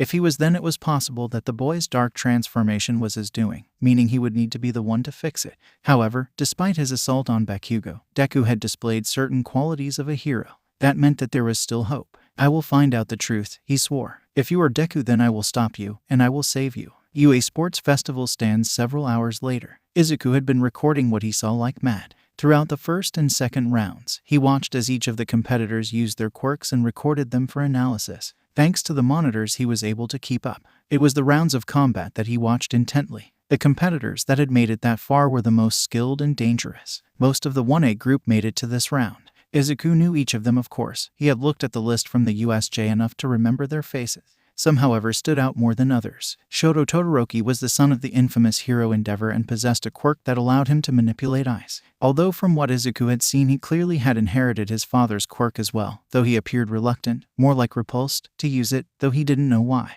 The other was Tenya Ida. Izuku recognized his family name as the one who embodied the Turbo Hero Ingenium. His quirk only added further proof. As the battles progressed, Izuku recorded everything he saw, how people used their quirks and their battle styles. He watched Bakugo's first fight with Ochako Uraraka, who he recognized as the girl he rescued. Kaken's as violent as ever I see, he thought grimly. He watched as the girl tried to fight back with her anti-gravity quirk but was ultimately defeated. Seeing the state she was in, Izuku couldn't help but feel sympathy for her, as it was the same state he'd been in many times. The battles went on and on until it was Bakugo versus Todoroki. At first, Todoroki seemed to have the upper hand with his ice quirk, but Katsuki managed to utilize his in a way to win him the match. For some reason, Katsuki was not happy with his victory and started shouting at an unconscious Todoroki. Before things could escalate, Midnight rendered the explosion user unconscious with her quirk. Izuku was going to leave at the presentation of medals when he noticed the position Katsuki was in. He was chained to the champion's podium where he was struggling violently to get himself free. In Izuku's mind, he looked like he was about to go on a murderous rampage. Unable to restrain himself, Izuku started laughing at his former tormentor's situation.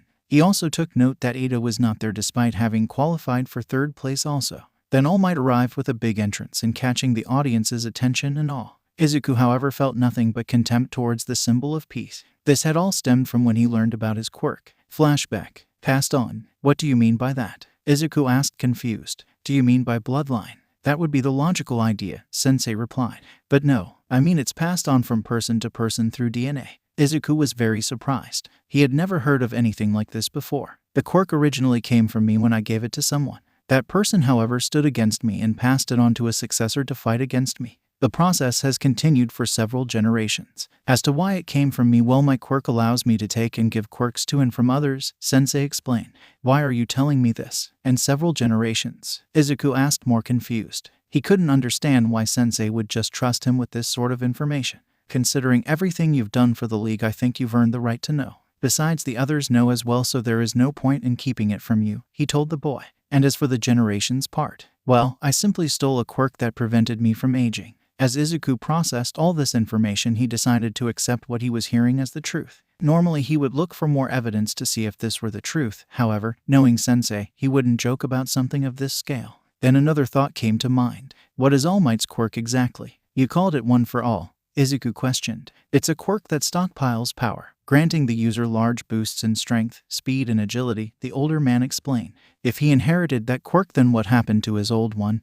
Izuku asked curiously. He had not heard of All Might doing anything other than what Sensei described, so it was either he'd lost it or just hadn't shown it yet. Nothing, he stated. A quirk wouldn't be affected by getting a new one. You see, Izuku, he used to be like you. He was quirkless. Flashback end. Izuku had been furious when he found out. That bastard, he thought, looking down on me for being quirkless when he used to be just the same. He could not believe his childhood idol had the nerve to say those things to him when he used to be in a similar position. Having amassed enough data for analysis, he took his notebooks and left the stadium.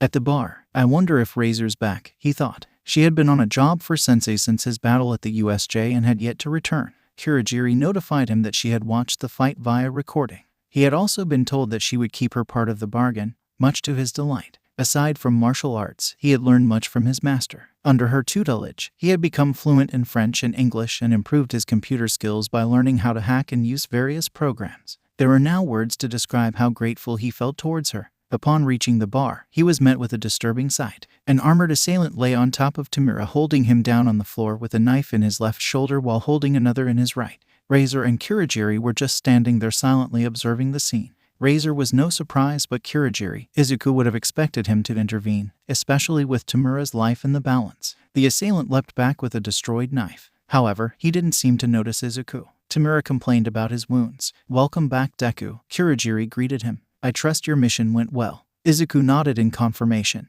The assailant turned to face Izuku, having finally become aware of his presence. The assailant had bandanas covering his face, a red scarf, and wore a surprised yet intimidating expression. What the hell, Razor? He snarled. You kids join this psycho group. He and Razor know each other, Izuku thought. He's my student, she replied simply. A runaway the league took in. I believe I told you about him, Stain. Stain examined Izuku from head to toe. Izuku felt like the man was judging him, and in a sense he was. One could only glean so much information about a person just by looking at them.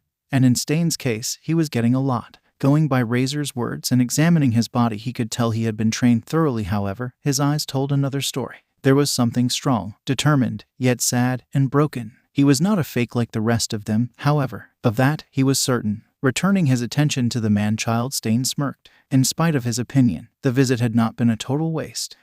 We are opposites, yet we seem to have the same goal. I have seen it in your eyes. They say those at death's door reveal their true colors. Even you have a creed you follow. Like me, you are working to destroy the current society, Stain acknowledged. Tamura glared hatefully at Stain. He didn't want this man here, or part of the league, despite what Sensei or Kurogiri said. As much as he would have loved killing him then and there, he knew it was a stupid move with his current wounds. As much as he hated Stain and what he stood for, he placed some value on his life and did not want to see it end here. Tamura, Kurogiri, he isn't going to join.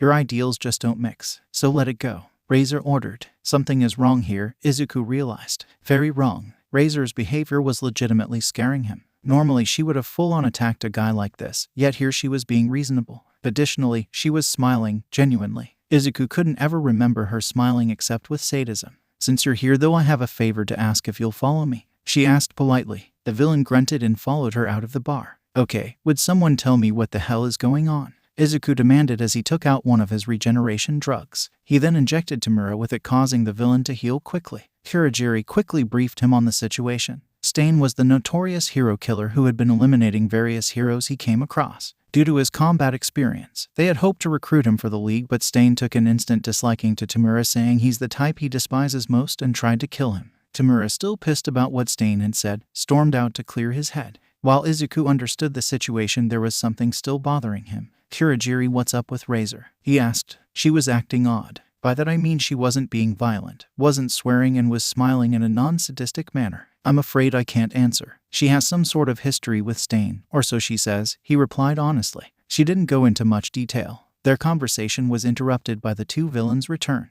Well, now that that's settled, Deku, tonight you'll be going out with Stain. And then you'll be spending the entire week with him. This will be a sort of educational experience for you, as there are a few things you can learn from him, Razor explained.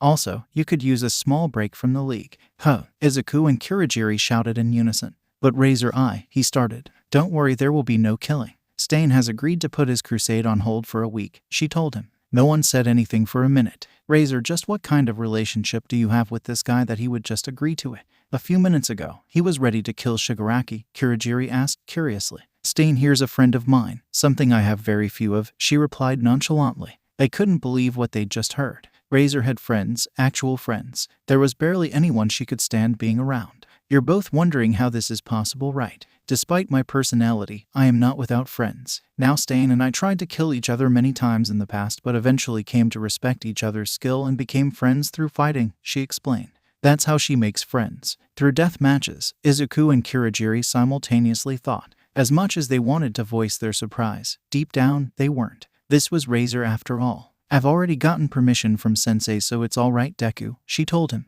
And just how did you get this permission? Kurogiri interrogated with a slight edge to his voice. I asked nicely, Razor replied calmly. After 6 hours of arguing and convincing. Kurogiri's eyes narrowed dangerously at Razor. He was amazed she would want Izuku to apprentice with Stain, considering what his training might entail or remind him of. After all, she had argued against him going to the USJ with Sensei. Why was now so different? Just like before, the tone of the room had shifted. It was not as tense as before, but still noticeable. Izuku wondered if Kurogiri was just worried because of what happened with Tamura. It would make sense, since hardly anyone would trust someone who stabbed a colleague of theirs with another. Izuku gazed at Stain, who gazed back, their eyes locking onto each other. Don't worry, kid. Everything is as Razor put it, he grunted. I'll see you tonight at around 8. Knowing he was in no position to refuse, Izuku nodded begrudgingly. May I know what your quirk is first, though? If I'm going to work with you, I'd like to know what you can do. Razor, you too. You promised you'd tell me everything, Izuku stated. I will. However, you just reminded me of something, she said, walking over to him. Before he could react, Razor flipped and brought her foot down hard on his head. Izuku fell to the ground and just barely prevented his face from colliding with the ground. During your fight, you turned your back on the enemy. In doing so, you almost died. Make sure it won't happen again, you little shit, she scolded. And she's back, Izuku deadpanned. As for my quirk, she said while facing Izuku. Multiple blades of different sizes and shapes emerged from her body, not tearing her clothes. I can manifest blades from any part of my body, one of which is sharp and strong enough to cut all might, she explained. Mine is blood curdle, which lets me paralyze my enemy by tasting their blood. It varies with blood type though, Stain piped in. There, are you happy? Razor stopped. Izuku was rambling like an insane person at an asylum. She, and even Stain, found it weird. Deku, what the fuck are you doing? She asked. Oh, that's right, you've never seen Deku in his state, Kurogiri realized. Whenever he sees a quirk, he starts thinking of its uses, weaknesses, and ways to improve it. Okay, when he snaps out of this, tell him to get some rest for tonight, and send Stain to where he needs to go, Razor told the mist villain before leaving. Fine, Kurogiri relented. But you and I shall be having a serious discussion about this later. Razor nodded as she turned to leave. She expected this reaction from Kurogiri, so later she would indulge him in some answers. For now, she had work to do. Kurogiri opened up a portal to Hasu, which Stain entered. With a time and place in mind, he began to make preparations for the upcoming week with Deku. By the time Izuku had finished, Razor and Stain were gone, and Kurogiri cleaning out some glasses with 2 cups of hot tea ready. It was going to be a long week. Izuku wasted no time in getting ready for tonight, and the week in general. His villain suit and mask had been repaired so he would be able to go out without anyone recognizing him, which was a relief. However, he was still nervous. Following their encounter, he extensively researched Stain's career as the hero killer. He discovered he had killed at least 17 pro heroes, and his most recent attack, which was during the festival, was on Ingenium. The turbo hero was not dead. He had been found and taken to hospital, where he was currently in critical condition and undergoing treatment. What was strange, however, were the effects of Stain's murders, in which crime rates decreased. On a side note, he was angry that Razor was unavailable to tell him about herself. Apparently, Sensei had sent her out on another job, or so Kurogiri said. Either that or she was purposely avoiding him, though he somehow doubted it. Razor did not seem like the type to run from her problems. Izuku packed his taser, grappling hook, some knives, some ice grenades, and several doses of regeneration drug. Kurogiri provided some cash to last him the week and a phone. He didn't know what he would be up against this week, so it was best to be prepared. Well, it's nearly 8. I'd better go and see Kurogiri, he said to himself before exiting the room. Hasu City. So, you're here? The hero killer greeted him. Good, then we can get started. Before we do, I'd like to know exactly what we'll be doing, Izuku replied. If that's all right. Stain frowned. Well, to put it simply, I'll be going through knife skills and working on your senses and mobility. I will also be attempting to teach you how to channel your killing intent, Stain explained. Izuku was slightly surprised. Those were things that Razor could have taught him herself, so why would she want him to learn from this man? Maybe it really was just a way to give him a break from the league. However, he was curious about this killing intent. From the look in your eyes, I can tell you're wondering why Razor isn't going to teach you these things herself, Stain assumed. Izuku internally cursed. Why was he so easy to read? When she said this was an educational experience, it wasn't a joke. While you are with me, I shall be teaching you my way of life. The way I see the world, Stain told him. He then started jumping from wall to wall until he was at the top of a building. Follow me, he called out to Izuku. Seeing no reason to disobey, Izuku started to do the same thing but used his grappling hook to bring him the rest of the way. As soon as he'd reached the top, Stain motioned him to come over and sit with him on the edge. Before we start, I think it would be best if we get to know each other a little first. So go on, tell me a bit about yourself, Stain told Izuku. Izuku hesitated for a moment. Then he decided that if he was going to work with this man, he was going to have to get along with him. I'm 15. I lived with my mother until I joined the league. My hobbies are quirk analysis, science, and reading. My work for the league involves the first 2 hobbies. Also, I don't know if Razor told you, but I happen to be quirkless, Izuku told the hero killer. Stain didn't appear fazed by this. I'm 31. My parents died a long time ago. Up until about 3 years ago, I worked as a vigilante called Stental and eliminated criminals until a certain incident changed all of that. My hobbies include martial arts, listening to music, and sword collecting. And my primary goal is to rid society of the false heroes who plague and corrupt it, Stain explained. By the way, Razor did tell me you were quirkless, but I couldn't care less about that. The fact that you do not possess the quirk doesn't mean that you are weak. Izuku was slightly surprised at this. Most generally saw people like him as weak and worthless, though there were exceptions. However, something Stain had just said caught his attention. When you say false heroes, what do you mean? Izuku asked. Stain's face contorted into one of contempt. What I mean is everyone, except for All Might, who bears the title hero, are not heroes at all. All they care about is fame and money and nothing else. Female heroes parade around like sluts to increase their popularity, and male heroes display their quirks like they are the most impressive thing in the world, garnering attention. The only true hero in this society is All Might, who does not care about any of those things. As such, it is my duty to free this society of all its pretenders and make it a place of true heroes, Stain preached. Thinking on what Stain just said, Izuku couldn't help but agree with him. Most of the heroes were as he said. In fact, it was the reason so many of his classmates, Katsuki included, wanted to become heroes. However, Izuku had mixed feelings about All Might. If your goal is to eliminate all false heroes, then why is Ingenium still alive? You don't seem like the sort of person that would leave things to chance, Izuku questioned. A vigilante by the name of the Crawler stopped me before I could. He told me that Ingenium was willing to help him master his quirk and even offer him a place at his agency as a sidekick, despite not having a hero license. It was also from him I learned that Ingenium was more interested in saving people. It was the reason why he was interested in taking the man as a sidekick, Stain explained. Had I known any of this, I wouldn't have attacked him the way I did. Unfortunately, there isn't anything I can do about it now. Stain genuinely regretted crippling Ingenium. He should have investigated him more like the other heroes. He did not want a repeat of ... them. Izuku was stunned. Ingenium sounded like a noble hero compared to most of the others. If you are so hung up on heroes, then why didn't you ever try to become one? Izuku asked curiously. At one point, I did. When All Might debuted, I was deeply inspired, so I worked hard to become one. However, after I entered a hero school, I started to see how the world truly was. It disgusted me to no end, which led to my crusade today, Stain told him. Izuku was starting to see the similarities between him and Stain. He had been the same once until shit happened, and everything went to hell. I can relate. I used to look up to All Might, and at one point I wanted to be a hero as well. I wanted to do it because I wanted to help people with a smile as he did, Izuku replied. Stain's eyes widened. What changed? He asked curiously. Razor never told me about your past or why you joined the league. Stain really was intrigued by this boy. From the way he spoke about himself, Deku seemed like another version of All Might. Strangely enough, Stain could see a bit of himself in the boy, someone who had dreams and aspirations, only to have them shattered by the deeds of others. Not really seeing a reason to keep it from him, Izuku decided to tell him. Since you're curious, I may as well tell you. It all started when I discovered I was quirkless, Izuku started, and so, he told him, how he had been bullied for not having a quirk, how he had so badly wanted to be a hero but was put down every time, his encounter with All Might, how he tried to commit suicide at Katsuki's suggestion, and why he joined the league. He even talked about his training with Razor and how he had gotten revenge on Katsuki. While he was listening, Stain could not help but feel sympathy for Deku.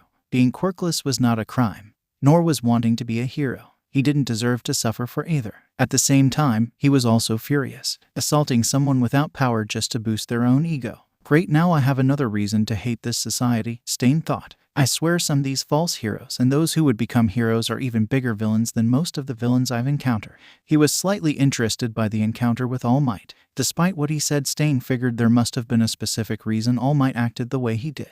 The symbol of peace wasn't the type who looked down on others. Stain himself had nothing against quirkless people and didn't see why they couldn't become heroes. Sure, he relied on his quirk, but most of the time he needed to use hand-to-hand combat to defeat his enemies. Quirkless people could do the same. Society's view of them was outright pathetic. To make matters worse, they were openly discriminated against by not being allowed to attend most hero schools and had a hard time finding employment. From Deku's description, it seemed that even in schools they were made a mockery of and excluded from activity.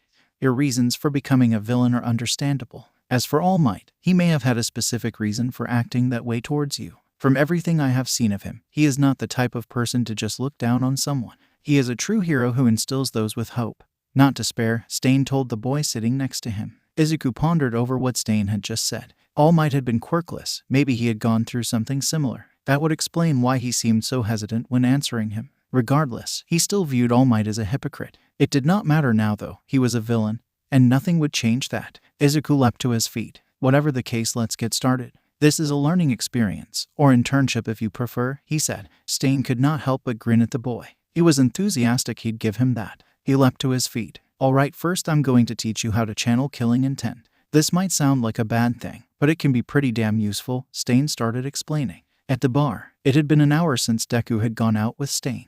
Razor was currently drinking some red wine served by Kirigiri. Tamura was still out trying to cool off after his encounter with Stain. Do you really think this is a good idea? Kirigiri questioned with a judging tone. Deku going out with Stain. Razor took a sip of her drink and spoke up. It will be a good experience for him, she replied. Good experience, Kirigiri repeated. Given the man's reputation, how do you know he won't? Because I asked him to. Razor snapped. This might come as a shock to Shisa, but I trust Stain. I trust him to look after Deku and hold up on my request, more than I do most people. If I didn't, then he wouldn't be out there. Kirigiri frowned at his surname being invoked. It meant Razor was serious about this. Why the sudden change of heart? He interrogated. When he wanted to go to the USJ, you argued with AFO for hours before finally giving in. So, why? When I watched the video, I saw he didn't get triggered once. No matter what that explosive fucker threw at him, he maintained level-headed the entire time, Razor explained.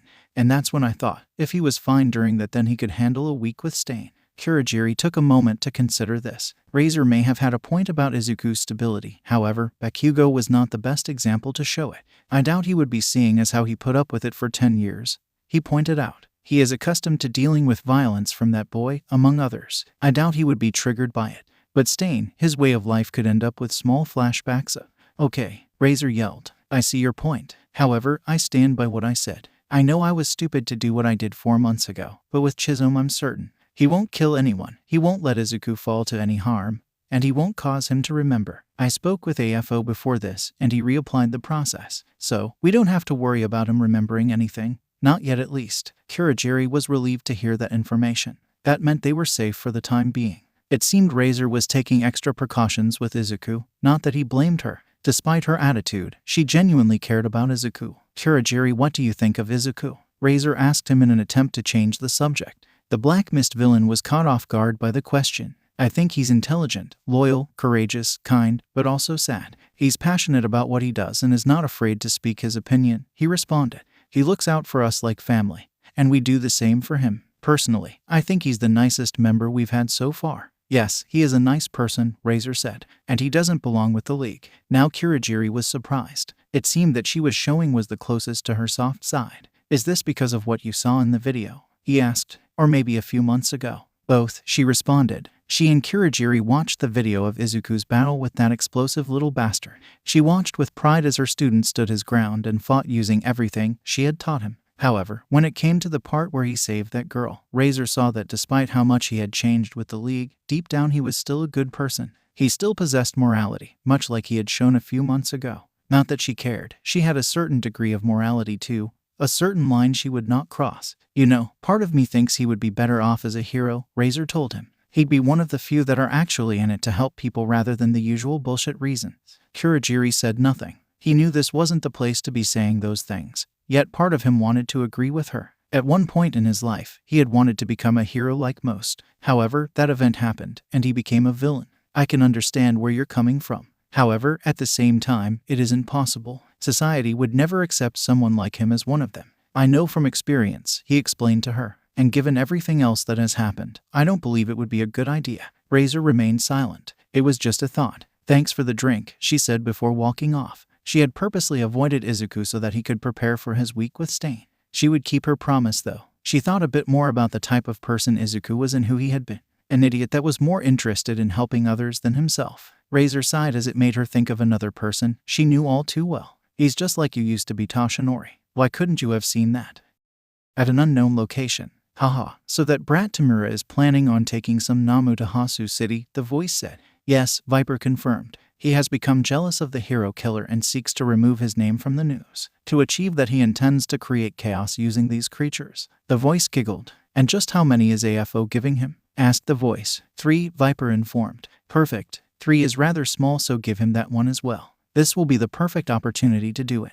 Accidents do happen after all," the voice replied sinisterly. Viper shifted uncomfortably. This man was one of few that could scare her. "Sir, is this really necessary?" Viper asked carefully. "He has contributed so much to the league and has even perfected the enhancement drug as well as others. Is it really necessary to kill him?" As soon as she had said that, Viper felt a sharp pain in her head and dropped to her knees. Gasping for air, she stared up at the screen. "Have you already forgotten who you serve, Viper, or do I have to remind you? Why are you even questioning my orders anyway?" the voice demanded. "No, I have not. However, AFO has grown rather fond of him. I just want to avoid starting an all-out war over the death of something you despise," she explained. It was the best explanation she could give, rather the only one he would accept. Personally, she had nothing against Deku. When she had hacked his school's system, she had been impressed with his intelligence, even more so when she saw his quirk analysis abilities. Working alongside him as S1 had moved some of the league's projects faster. Honestly, she found it hard to believe his school had treated him like dirt when he was this gifted.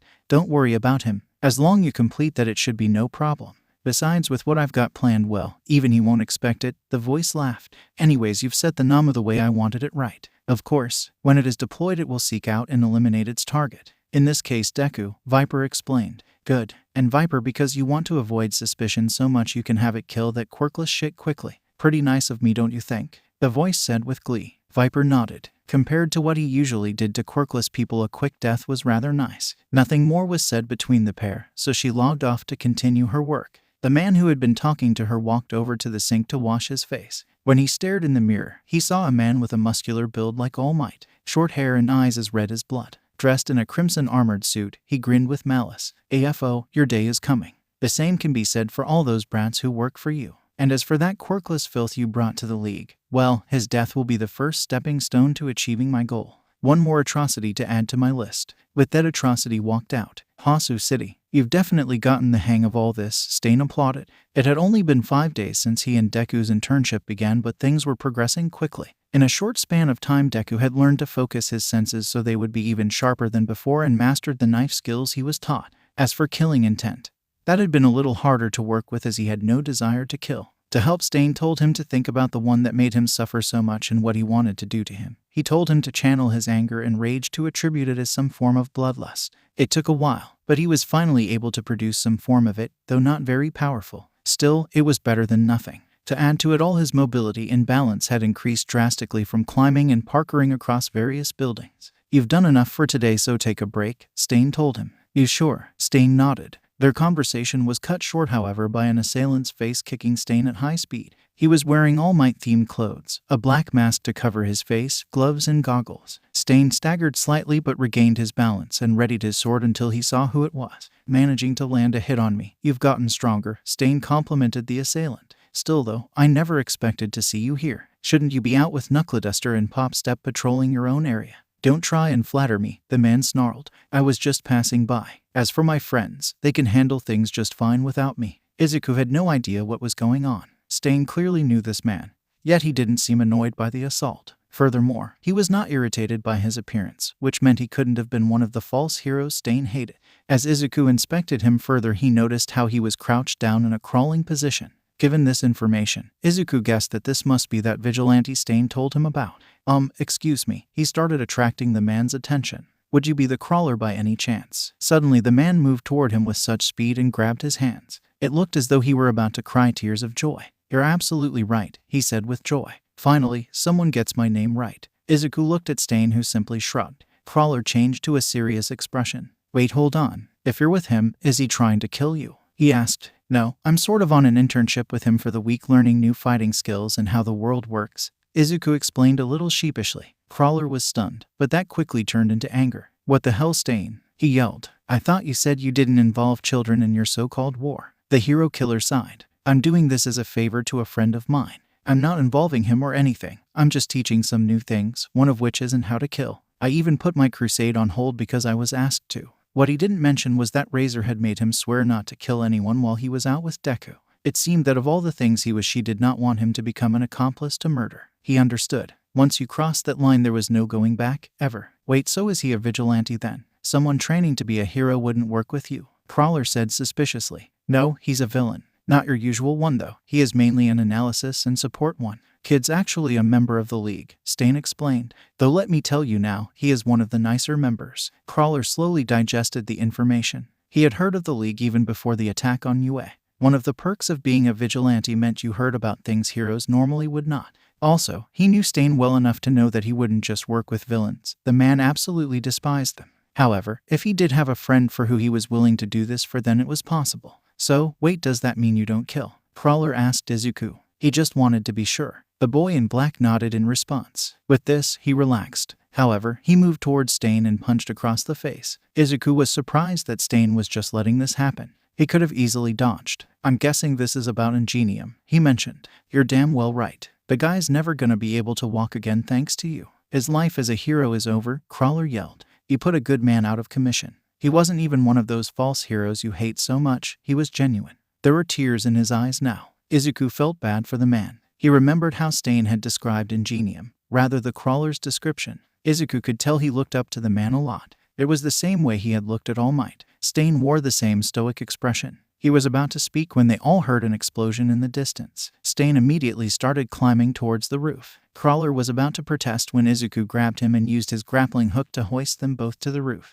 Climbing up, Izuku could see fire coming from another part of the city. A figure flew out from the smoke, one Izuku recognized. "Namu," he whispered. The other two turned to him. "You know that thing?" Crawler inquired. It was a weapon the League created that was supposed to defeat All Might. But some things are not right. That one was defeated. Also, it didn't have wings or gray skin, Izuku explained. "This one must be brand new." "I bet it's that brat from before," Stain snarled. I should have just killed him when I had the chance." Izuku knew he meant Tamura. Given the man's personality, Izuku wouldn't put it past him to do something like this. "Maybe we should all get off the roof first so we can work out our next move," Crawler suggested. Stain leapt to the alley below. Izuku grabbed Crawler and used his grappling hook to bring them both down. Stain ordered them both to wait while he checked things out. "So, if you know what that thing is, do you know how to defeat it?" Crawler asked. "No, sorry. The first time I even saw Namu was during the USJ incident. And even then, I didn't know about any of his powers. I was only there to get revenge on someone," Izuku told him. The Crawler's eyes narrowed at this. "Revenge?" he questioned. "The person I fought against. And one was my childhood bully. He used to beat the crap out of me every day for being quirkless, until that one incident when I finally put him in his place," Izuku said with a bit of pride. "What about you though? Stain said you were a vigilante." "Well yeah, I work with 2 others to keep my area safe from threats most heroes and police wouldn't see or deal with. We're considered villains, but technically we're heroes, Crawler replied. For a moment they said nothing. You don't seem like a bad person. Just how did you end up becoming a villain? He asked. Izuku hesitated for a moment. This man was a stranger whom he had just met. He didn't have any reason to tell him. Oh, I'm sorry, Crawler apologized after noticing Izuku's discomfort. I guess that was a bit insensitive. We just met and ... Why would you tell a guy you just met your life story? Don't forget you kicked my mentor in the face, Izuku reminded him, and punched him for good measure. Crawler chuckled. Fair point. Question just came out of nowhere. Forget I said anything. Beneath his mask, Izuku pursed his lips. Crawler was not pushing him for answers. However, there was a part of Izuku that wanted him to know. He really didn't have a reason to tell him the whole story, but maybe he could just give a general outline. I told you I was bullied for being quirkless. When I was pushed to a certain point where I could no longer take it and tried to end it all, the League saved me and took me in, Izuku told him. They saw something in me no one else ever had and filled me with hope and reason to live again. Crawler said nothing. He knew quirkless people did not have an easy life in society. His colleague and Master Knuckleduster was quirkless, but that never stopped him. He always fought any villains that came his way and even defeated Stain once. Strangely enough, Koichi had never once asked the older man about his daily life, since there had never been much reason to. What's your name? He asked the villain. You don't have to tell me your real one. I'd just like something to call you. It's Deku, Izuku replied. By the way, does it seem weird that we're just having a casual conversation while a crisis is going on? Probably, but fortunately, there's no one here to judge us, Crawler said. They both laughed, which ceased as soon as they heard yelling a few feet away.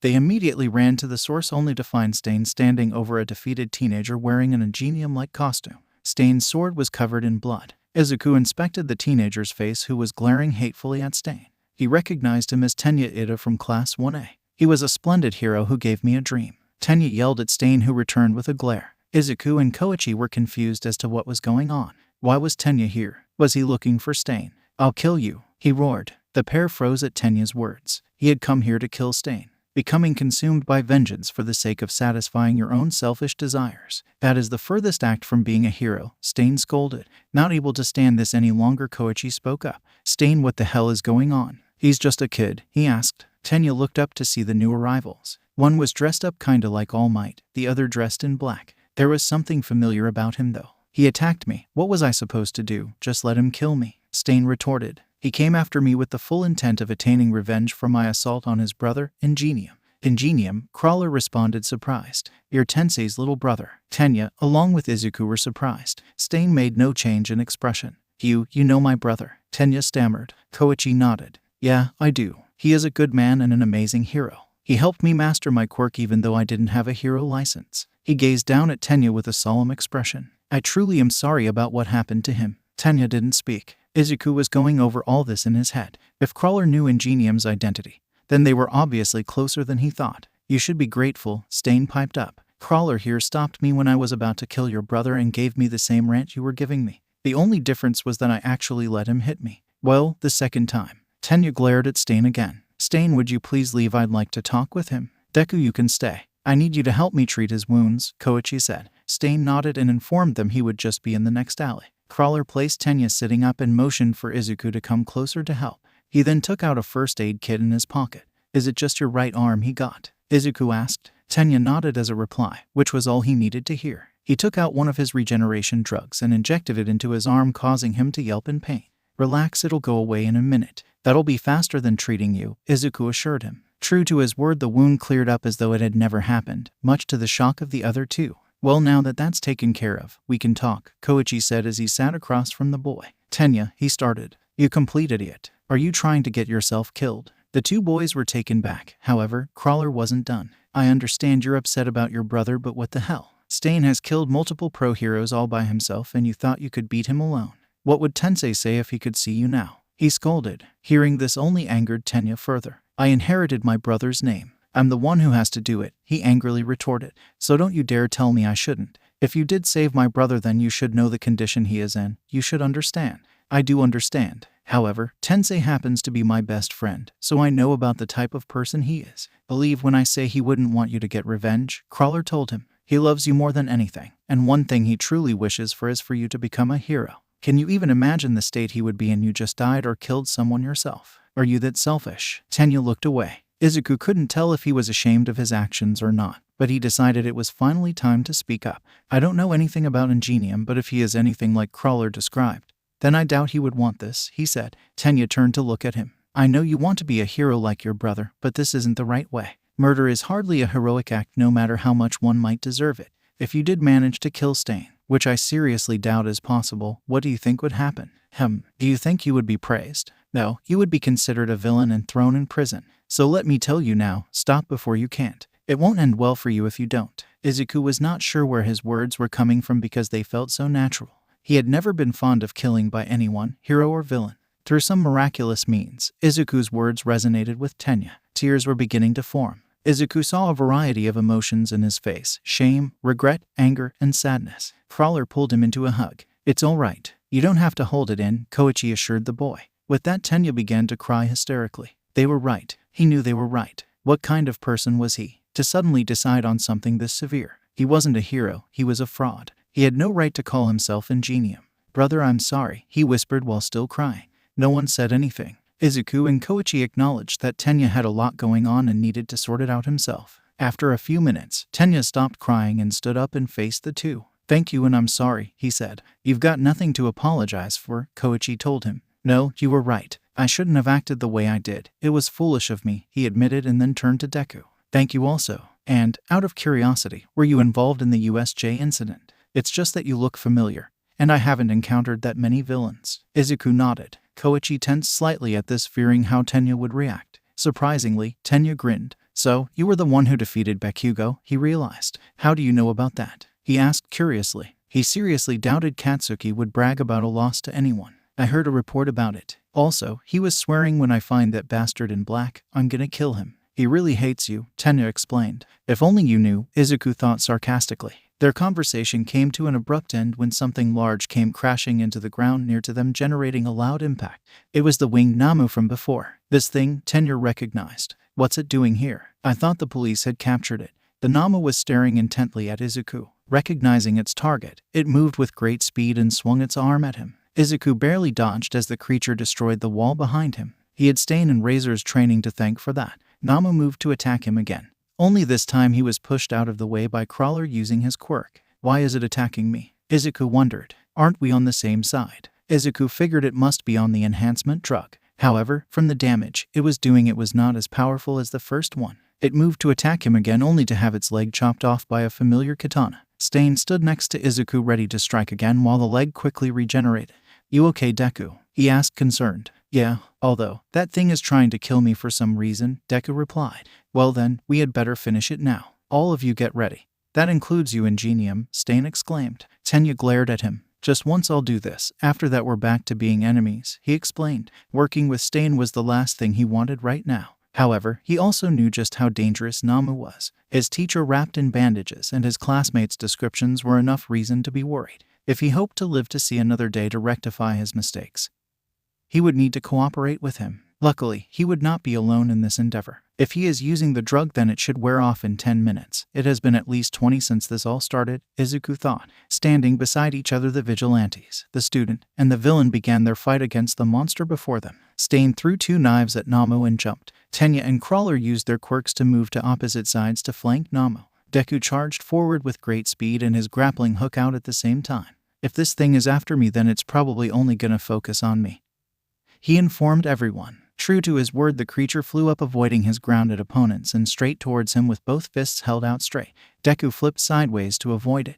There was a loud impact that sent everyone but Stain flying. The hero killer came to the ground and attempted to slash Namu, only for it to recover quickly and dodge. It then directed a kick at Stain, who moved gracefully to the side and directly next to Namu. He then impaled the creature straight through the heart with his katana. Namu wasn't even remotely fazed as it punched Stain away and moved quickly to grab him, fly up and throw him to the ground, where he created a small crater. Stain grunted in pain and tried to get up. Namu launched itself down to try and finish off Stain. However, Crawler was faster as he managed to move Stain out of the way. It's strong. We should have about 9 minutes until the drug wears off, Deku thought. Namu removed the sword from its stomach and threw it away. Deku watched in horror as the wound regenerated as it had never happened. Everyone be careful. This thing has multiple quirks. Regeneration and flight are 2, but it may have others, he announced. Having spotted Deku, Namu moved to attack him with his arm.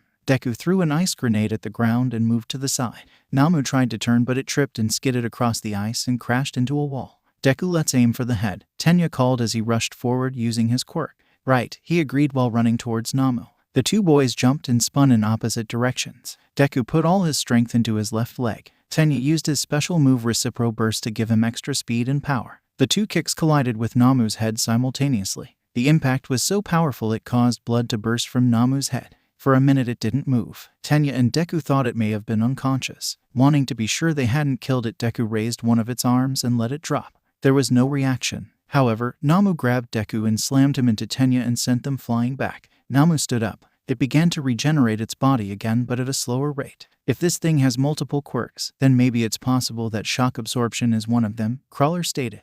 When did you get so smart? Stain asked. Oh well, Crawler started. Hey, Deku wondered how they could bicker at a time like this. That wasn't what concerned him though. What concerned him was that Namu was healing at a slower rate than before. Why? The drug couldn't have worn off yet, as there should be at least 5 minutes left. He examined Namu further. The head part of it had a brain-like pattern and gas mask. Deku had not given it much thought before, but what if that brain pattern was its actual brain? Since it had been damaged, that was why it was taking so long to recover. Quirks were part of the body, and like every body part, they were controlled by the brain. This was no different. It was surprising that such weakness was made so obvious. Then again, it was also smart since no one would anticipate it. Everyone, the brain part of it is its actual brain.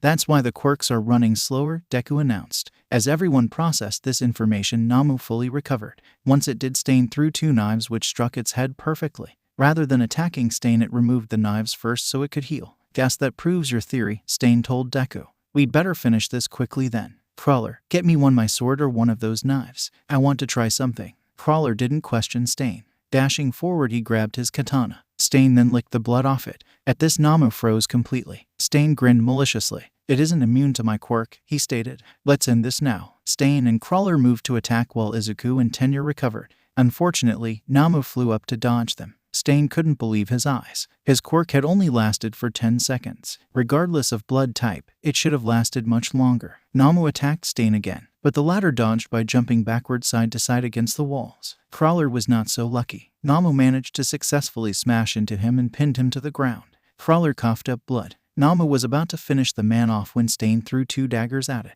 Namu blocked them with its arms and threw them on the ground next to Crawler. Its attention had changed to the larger threat. That regeneration must be shortening the time my quirk works for, Stain growled in anger. However, if given the right moment, it may be just what we need to win. Deku, get ready. You and I are going to do that move. Deku's eyes widened. He knew what move he was talking about. Stain only taught it to him recently, so he had practiced very little with it. Here we go, Stain yelled as he charged at Namu. Not having much choice, Deku charged at the monster. The latter did the same. Deku took out a knife and his taser. This is a sort of fake-out move that can only work when you've got at least 2 weapons, though there is rarely ever a time when it's used. It can be pretty effective if you want to blind an opponent and then take them down. It had taken a while for Deku to get the hang of it, but eventually he managed. He first threw his knife at the monster's head. Namu instinctively brought up left its arm to protect itself, temporarily blinding it.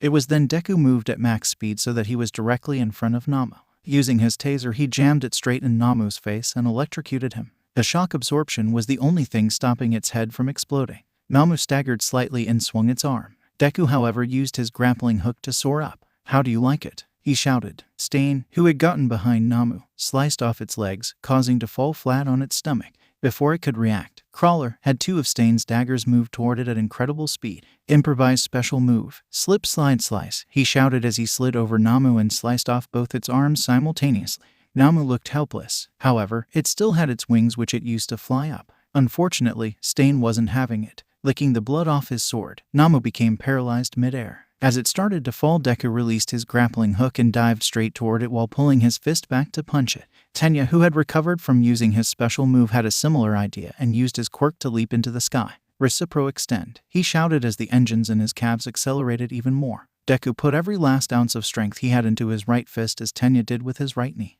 Their blows collided with Namu's head, causing even more blood to spill. The impact, though, broke Deku's hand, and he and Tenya fell to the ground along with Namu. Crawler pulled Tenya out of the way and Stain caught Deku. Once Namu crashed to the ground, Stain wasted no time in cutting off its wings. Namu lay motionless. It started to regenerate but stopped after a few seconds. The drug's after effects must have kicked in, Deku realized. When he realized this, he knew. It was over. They had won. Guys, we won, Deku announced. Trust me, this thing is definitely down for the count. He left out the part of the drug as that was league business. He didn't even want to think about what would happen to him if he just casually told people about it. His past was fine as long as he didn't reveal too much. While the other two were convinced, Stain kept up his guard just in case. Deku couldn't blame him though. On a side note, they each had different injuries. Tenya's leg was sprained and out of commission from using his quirk. Crawler's body was sore all over. He could have sworn some of his ribs and internal organs had been damaged. Stain's body was hurt from being thrown down but nothing more. Deku's right arm had problems also.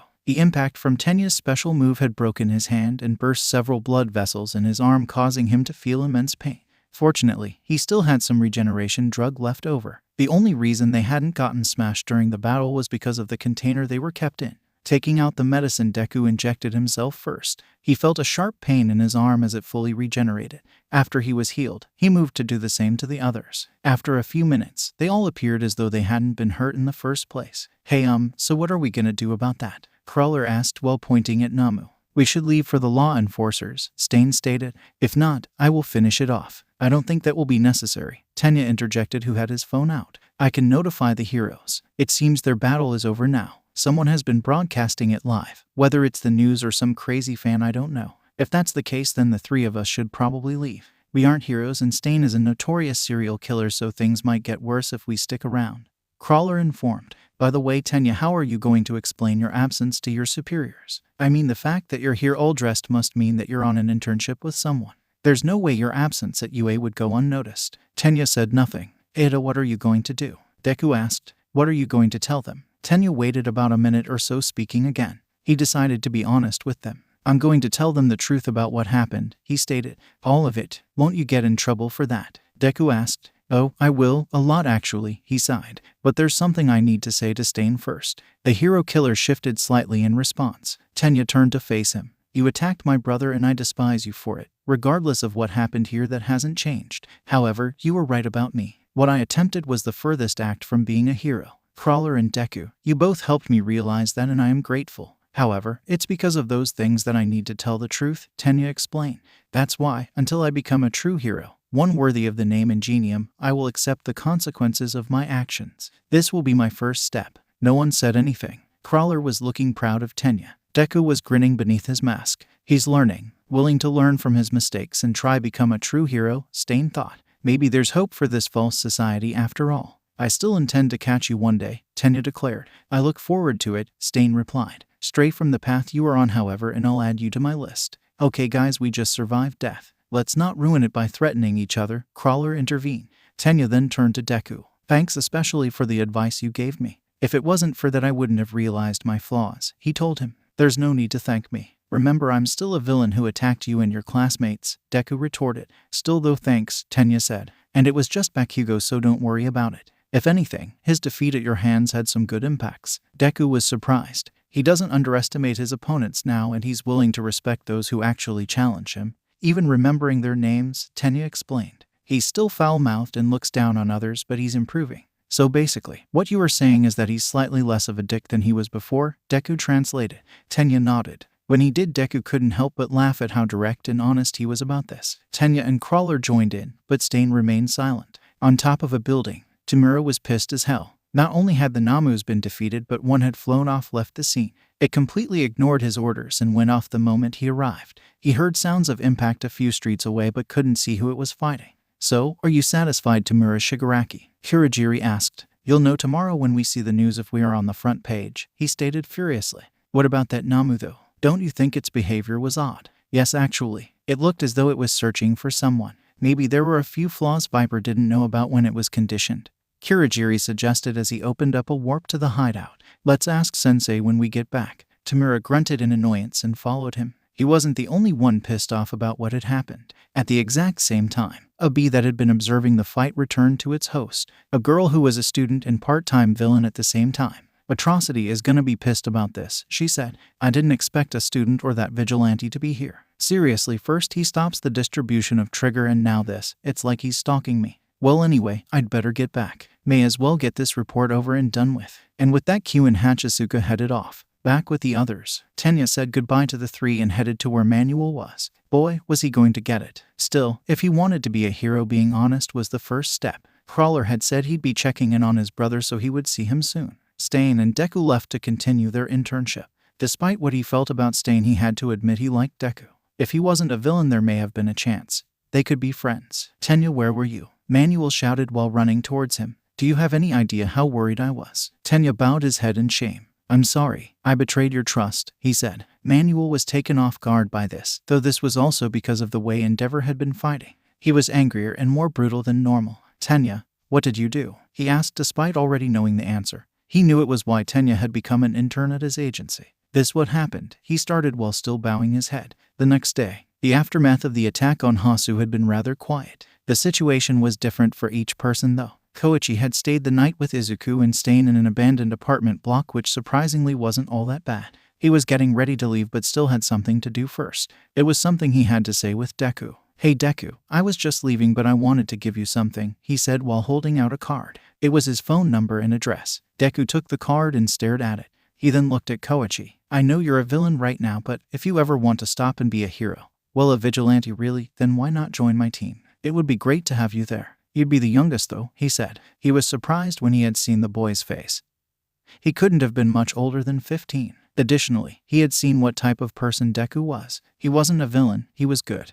And Koichi couldn't help but feel that he would be better off as a hero. Stain, who was eavesdropping on their conversation, had been having similar thoughts throughout the week. In his mind, Izuku seemed like someone who could be a true hero. However, at the same time, he knew that he had been hurt by society one too many times to want it now. That league, regardless of how pathetic it was, had saved him from the depths of despair. There was no going back for him. Thanks for the offer, but I'm happy where I am, he said while accepting the card. I'll let you know if I change my mind though. Koichi was somewhat saddened by this but accepted his answer. He then said his goodbyes and left. He was going to have quite a story to tell his comrades when got back. Stain was still tired after last night's ordeal and told Izuku that they would train later. He needed to talk with Razor about this. Fortunately, Izuku made no complaints and went back to sleep. Tenya was in the hospital for a check on his health. Last night, after he told his story, Manuel harshly berated him for acting out of revenge. However, after that, he hugged him tightly and told him he was relieved he was not harmed. An hour later, Tenya was questioned by the police about Stain and those with him.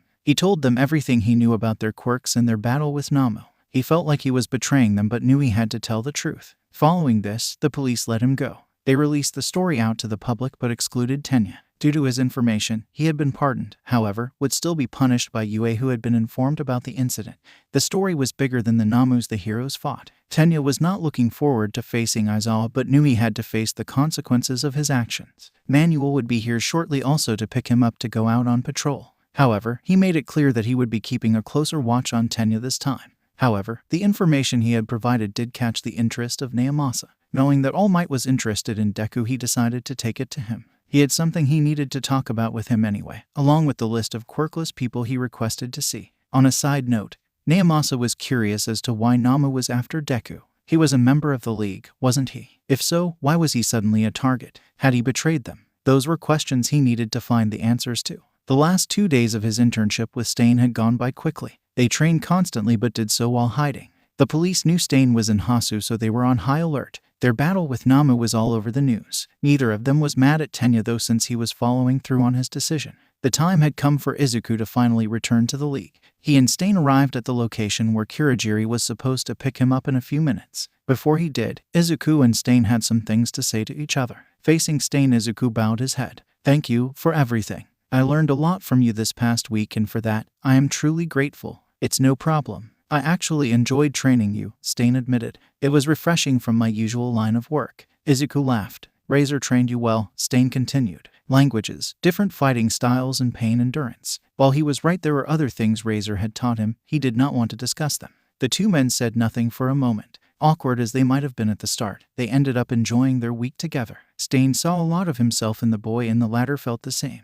If you don't mind me asking, what's your name? Your real name, that is. Stain asked. Izuku Midoriya, the boy replied. Mine's Chizome Akagura, Stain informed him. No one said anything, but at that moment the two men had established deep respect for each other. Before they could continue talking, however, a black mist appeared behind them and Kurogiri emerged to greet them. With his arrival, Izuku and Chisum said their final goodbyes. "Farewell, Deku. I hope that the path you walk will give you the happiness you seek," Chisum said. "Goodbye, Stain. Thanks for everything and good luck with your crusade," Izuku replied as he disappeared into the mist. At the bar, Razor was away on another job for Sensei, but for once, Izuku did not care. Not when he had something more important to ask. "Shigaraki, Kurogiri, were either of you in Hasu a few days ago with a couple of Namu?" he asked. "We were," Kurogiri confirmed. "I was going to use them to cause such destruction that everyone would forget about the hero killer. However, 2 of them were beaten and 1 flew off," Tamura raged. "And in the end, it wasn't the top story in the news. He was. You and some vigilante defeating Namu received full attention." Izuku was beginning to see that Tamura was a childish individual that was just desperate for attention. "Speaking of which, why did you fight against Namu anyway?" Tamura asked while glaring at Izuku. "Aren't you supposed to be our side?" "Oh, I'm sorry. Next time one of them comes to kill me, I'll just let it so you can soak up all the attention," Izuku bitterly retorted.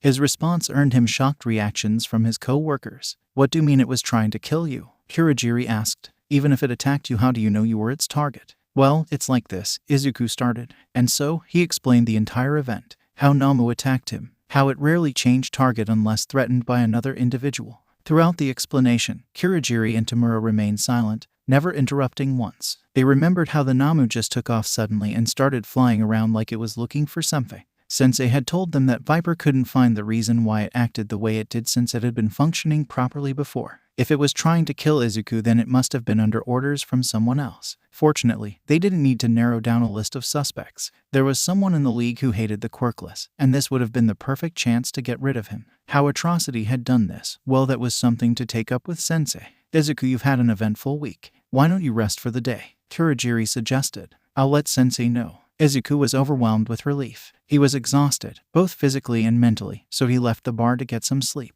As soon as he was gone, Tamura and Kurogiri started talking again. "You think Atrocity did this?" Tamura offered. "Who else could have done this?" Kurogiri replied. "Whatever the case, I'm going to let Sensei know." Kurogiri left. Tamura shortly followed afterwards. If Atrocity had done this, then he was also the reason he hadn't gotten much attention. It really pissed him off. Later that day at the UA staff room, AM and Naomasa had just finished talking about the Namu from the USJ incident. While the part about him having multiple quirks from at least 4 different people was surprising, Naomasa also mentioned that there was some sort of lingering substance inside him that affected his body, though they still were not sure what it was. AM was furious, however. The fact that Namu had been given multiple quirks meant that this was the work of someone who could transfer quirks. "That man, he's back," he whispered furiously. AFO had returned. There was no other explanation, and he was leading the League of Villains. Sensing his friend's agitation, Naomasa spoke up. "That Namu aside, I have something else to tell you about," he said. "Did you hear about the attack on Hasu a few days ago?" "Briefly, I have been busy with work, so I haven't been watching the news much. From what I did hear, it involves several Namu and the hero killer," All Might replied. "Why did something else happen there?" "It seems Deku was present also. He was fighting with the hero killer, a vigilante and a student here against one Namu," Naomasa explained.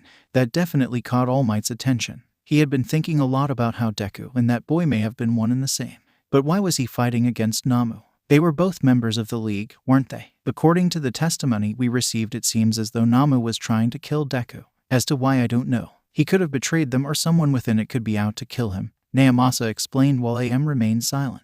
On a side note, you wanted to see that list of quirkless people? Well, here it is. AM took the list and quickly scanned through faces until he finally came across a familiar face. Izuku Midoriya, so that was his name. His eyes were, as he remembered them, green, just like Deku's. His age also matched the way his voice sounded. "This boy," he said. "You think he's Deku, don't you?" Naomasa asked, causing AM to look up at him in surprise. "I'm a detective. When you requested to see this list after discussing the possibility that he may have been quirkless, it wasn't hard to figure out." AM nodded. Naomasa glanced at the picture and his eyes widened in recognition. "Izuku Midoriya. I know him. There have been reports about him since he went missing last year," he explained. "Missing?" All Might repeated. "What happened?" "It was about a year ago. According to his mother, he went out for a walk late at night and never came back," Naomasa explained while AM listened intently. She didn't think much of it at first, but when she went to the school the next day to talk to the principal about her son, only to discover that he hadn't shown up. Later she called the police, and the search began. We questioned his classmates and teachers at the time, but no one had any information they could give us. Other than them, he had no known associates. Tashinori gulped. A year ago, that was about when he had encountered him.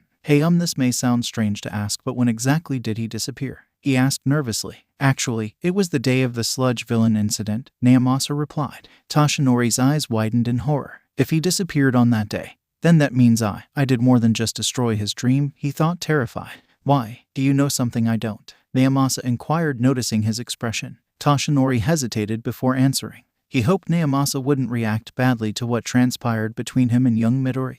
The man was quirkless himself. I met him that day, AM started, and I destroyed his dream of being a hero. Toshinori explained about his encounter with Izuku. He even recited their conversation as though it were happening again. Naomasa said nothing. I'm not offended, Toshinori. He replied honestly. You were just speaking from personal experience. Also, you aren't wrong. Toshinori was relieved Naomasa wasn't offended, but he still had something else to say. Originally, I believed that, he admitted. However, after a talk with Nezu, my views have somewhat changed. Somewhat, not completely. Toshinori was more open-minded to the idea, but at the same time, still held some doubts. Naomasa stared at Toshinori for a moment before smiling. Thank you, Naomasa replied. But that's not important right now. Finding out if that boy is Deku is. He then stood up and took out his phone to check something. Izuku's mother will be stopping by the police station in about an hour or so. She visits at least once a week to check in on our progress. If you want to know more about him, then I suggest you come with me. As Toshinori Yagi, he explained. Toshinori simply nodded and stood up. He texted Nezu to let him know he would be busy for the afternoon and would finish whatever work he had tomorrow. He could not afford to pass up this opportunity. He needed to be sure that Izuku was in fact Deku, and speaking with the boy's mother was the only way. At the police station, Inko was sitting in a room all by herself waiting. She was quite tired. Every day she went out looking for her son with no success. Whether he was in the city or the country, she didn't know. Whatever the case was, it seemed Izuku didn't want to be found. Since his disappearance, a lot had changed for her. Her routine, her social life, and her appearance. And here she was today for another report on the search for her son. While she was annoyed with the police, she understood that they did not have much evidence to go on. There were no witnesses, no sightings, no clues as to what he had done that night. There had been no sightings of him either. Her thoughts were interrupted by two men, a thin blonde man and a dark-haired man, who came in and greeted her. Then came the report where there were still no leads, much to her frustration. She was about to get up and leave when the blonde man started to speak. Mrs. Midoriya, if you don't mind me asking, Toshinori started. Could you maybe tell me why your son went missing? It's just that I'm new to this case. Inko eyed the man suspiciously. If he was new, shouldn't he have received a report about it? She had given a testimony after all. I don't know where this is coming from, but if he wants to know, I may as well tell him. Inko relented. If you really want to know, I'll have to start from his childhood, she stated. Toshinori nodded in understanding. As a child, Izuku was quite happy and got along with other kids. Like most children his age, he looked up to heroes, All Might being his favorite. He had action figures and posters of the man, Inko told him. He even watched that video of his debut a lot. I think that is what inspired him to become a hero. Toshinori tensed. He suspected the boy had admired him when he encountered him, but he did not think it was to that level. The trouble started when he was outed as quirkless, Inko continued. The doctor told him he couldn't become a hero and to give up on it, which of course he didn't. Unfortunately, things only got worse from there on out. When word got out, his classmates started to bully him because of it. Katsuki Bakugo, you might know him from the sports festival, used to be Izuku's friend until he was established as quirkless. After that, he started to use his quirk to torment him. Toshinori froze at this statement. Bakugo and Midoriya knew each other. What is more, Bakugo bullied him. He could not believe it. Toshinori knew the boy could be aggressive, but he never thought he would bully another person. He reflected on the conversation Deku had with Kurogiri at the USJ.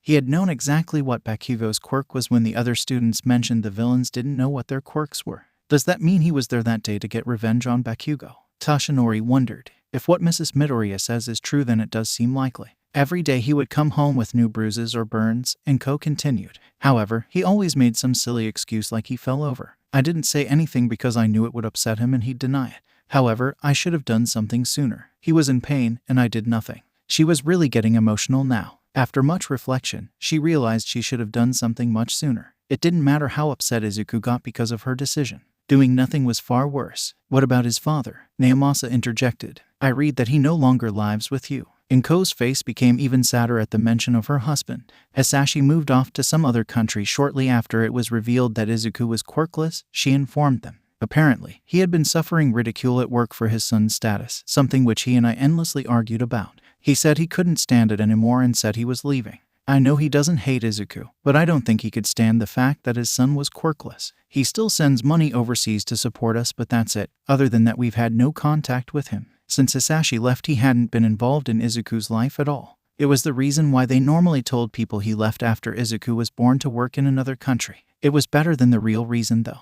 Even now, she could visibly remember the day he left them. The two of them were having the worst in the history of their marriage. It escalated into full-on shouting, which ended in him leaving. Toshinori was beyond shocked. He knew quirkless people were looked down on, but he never believed it was bad to the point where someone would abandon their own child. The prejudice had gotten much worse since his day. What about his high school years? He asked nervously, desperately. It couldn't get any worse, could it? Inko sighed. There were tears running down her face now. They were even worse. He had no friends because he was quirkless, and possibly due to Katsuki, who was in the same class as him. He continued to bully him, and others joined in. They all made fun of him for wanting to be a hero, she told them. He was such a kind boy who wanted to become a hero so he could help others, and nothing anyone said or did could deter him. Toshinori didn't know how to respond. The description of Izuku's life he was receiving was horrific, to say the least. Yet at the same time, from the way Inko described him, he sounded much like Nana Shimura, his predecessor. In essence, he was the sort of person he would have wanted as a successor. Mrs. Midoriya, this may seem strange to ask, but does the name Deku mean anything to you? He asked. Inko stared at him confused for a moment before suddenly remembering. Actually, yes. It was a nickname Katsuki gave my son from the kanji of his name. It's supposed to mean worthless though, she told them. Toshinori's blood froze. In that moment, his worst fears about Deku were confirmed. There was no denying it now. He and that boy, Izuku Midoriya, were one and the same. Why does that matter though? Inko asked. Where did you even hear that name? That was a nickname he was given, it wasn't his real one. There was no real way the police could know it. It's something Naomasa read from the interviews conducted with his school, Toshinori lied. I believe Bakugo was the one who said it. Naomasa looked at him surprised. All Might took no notice of it though. He didn't know why, but in that instant, every fiber of his body told him to lie. Part of him just couldn't tell Mrs. Midoriya that her son might be a villain. Fortunately, Inko's suspicions were not aroused. To her that sounded like something Katsuki would say. The day he disappeared, she continued. I don't know what happened, but it was clear that he had reached his limit. He came home acting like nothing had happened, like everything was okay. Later at 10:30, he said he was going out for a walk and that he would let himself back in. It was then that he hugged me and thanked me for everything. He told me he loved me for it and left. That was the last time I ever saw him. Tears were streaming down her face now. She had been holding this in for so long she couldn't take it anymore. Naomasa handed her some tissues, which she took. Toshinori was too shocked to speak. He didn't even know what to say at this point.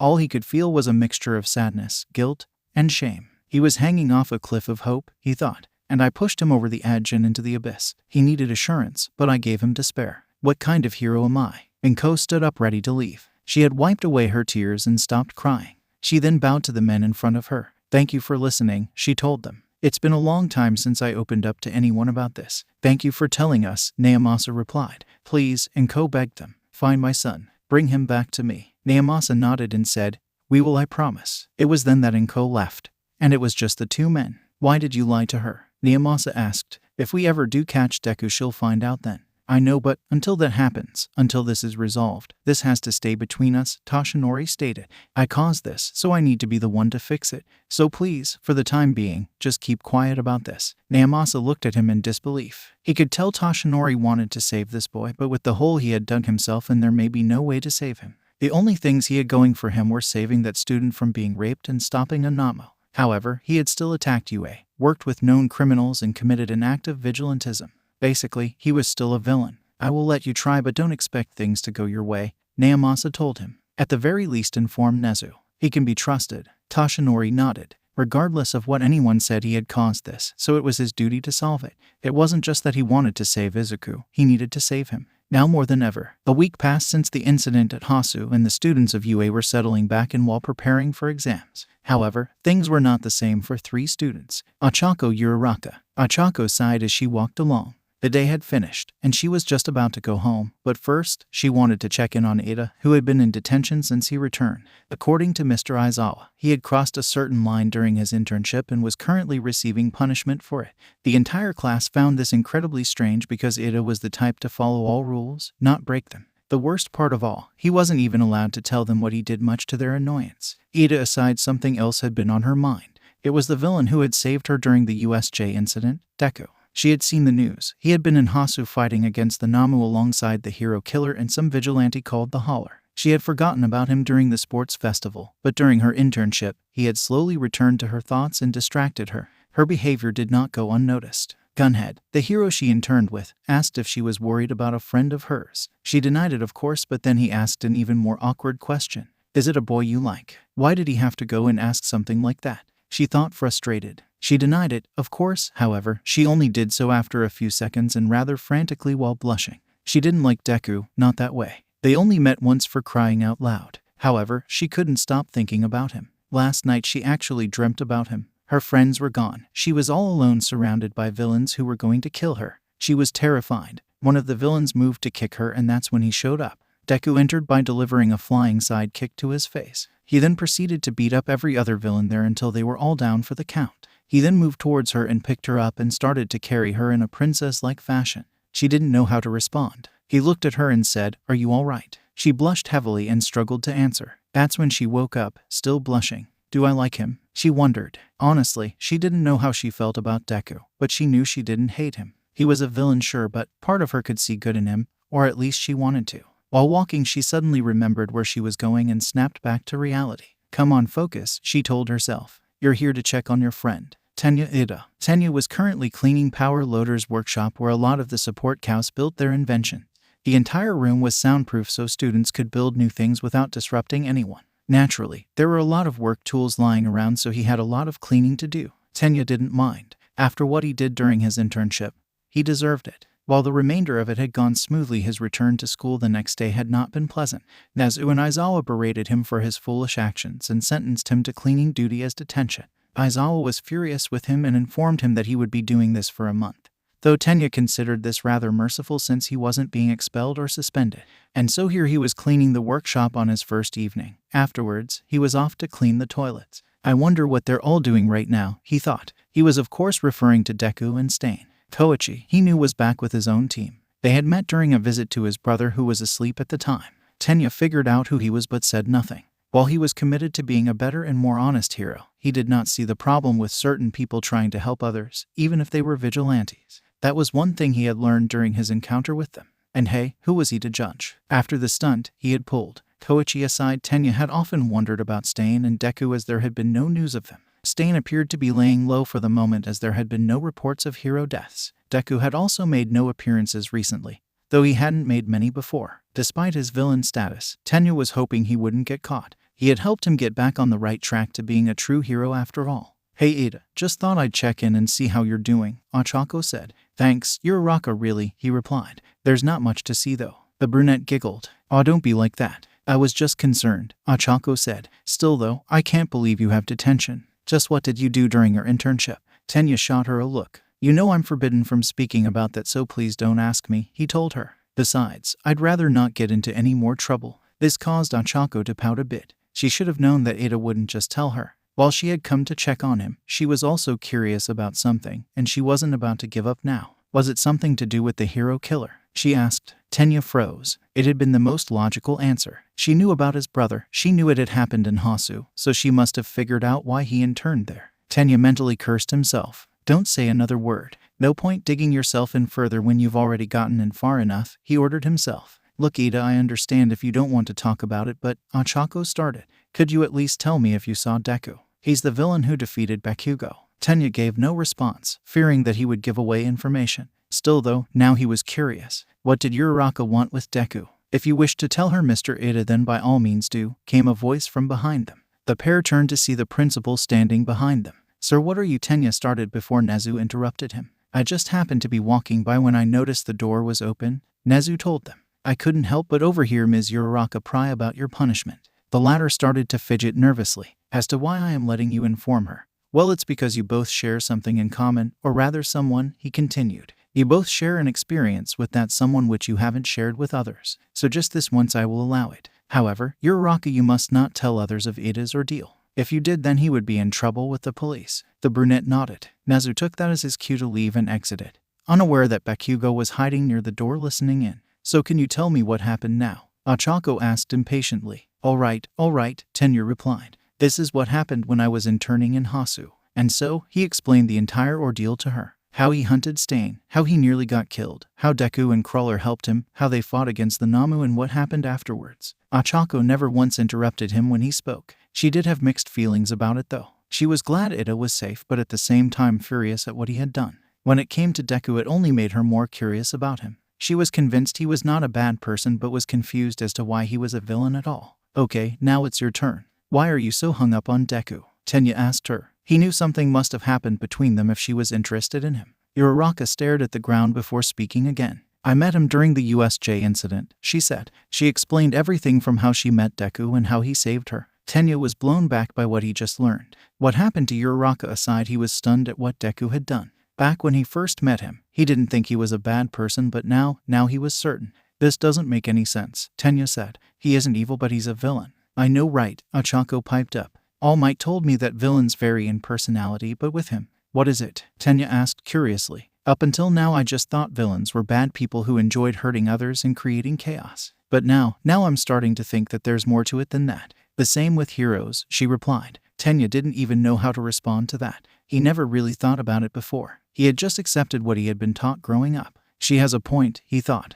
Deku is a villain but wasn't evil. Koichi is a vigilante but goes around saving people. Stain is a cold-blooded murderer. Yet he believes he is doing society a favor. Then there are heroes like Mount Lady and Captain Celebrity who only care about fame and wealth. Though there are also heroes like my brother and All Might who actually want to help people. It was also confusing. What are heroes and villains anyway? Ochako asked. Honesty, I don't know. I thought I did, but now I'm not so sure, he replied. Katsuki Bakugo. Katsuki was walking along as fast as he could. There were a lot of things racing through his mind right now which were brought up from the conversation he had just heard between Four Eyes and Round Face. What happened to them was surprising enough, not that he actually cared. What was causing him to act this way now was the name of the villain he'd fought. He hadn't heard it from the police, and he hadn't watched the news, so had not known. Deku, he thought furiously. That bastard I fought was fucking Deku. It isn't possible. He still couldn't believe it. He remembered that asshole had similar eyes.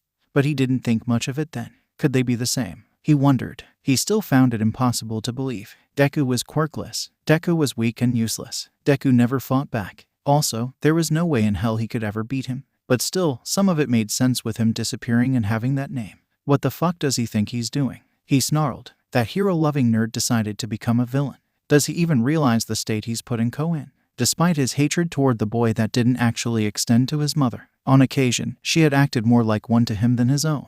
If he has become a villain, if he was then the one who did that to me. Well, I'll have to remind that quirkless shit of his place, Katsuki growled. Izuku was having a normal day. He had just been doing quirk analysis and had headed back to the bar for a break and a nice drink. However, when he arrived, he was greeted by the sight of Kirigiri using his quirk to stop Tamura and two others trying to kill each other. A man dressed in purple was there smoking also. He seemed to be enjoying the scene before him. No one seemed to have noticed his presence yet. Kirigiri moved to speak with Tamura while still holding everyone in place. Please calm yourself, Tamura Shigaraki. If your desire is to be realized, then we must increase our numbers. Now that we are in the limelight, this is the perfect opportunity. Don't reject them straight off. You should use them. And what there is of Stain's ideology, the Dark Mist villain explained. Shut up, Tamura snapped as he started moving towards the exit. I'm going out. He barged past Izuku while shooting him a murderous glare. As soon as he was gone, Izuku turned to Kirigiri. Okay, what the hell is going on? He asked, frustrated. Hey, Kirigiri, is this that boy I've been hearing about recently, the one called Deku?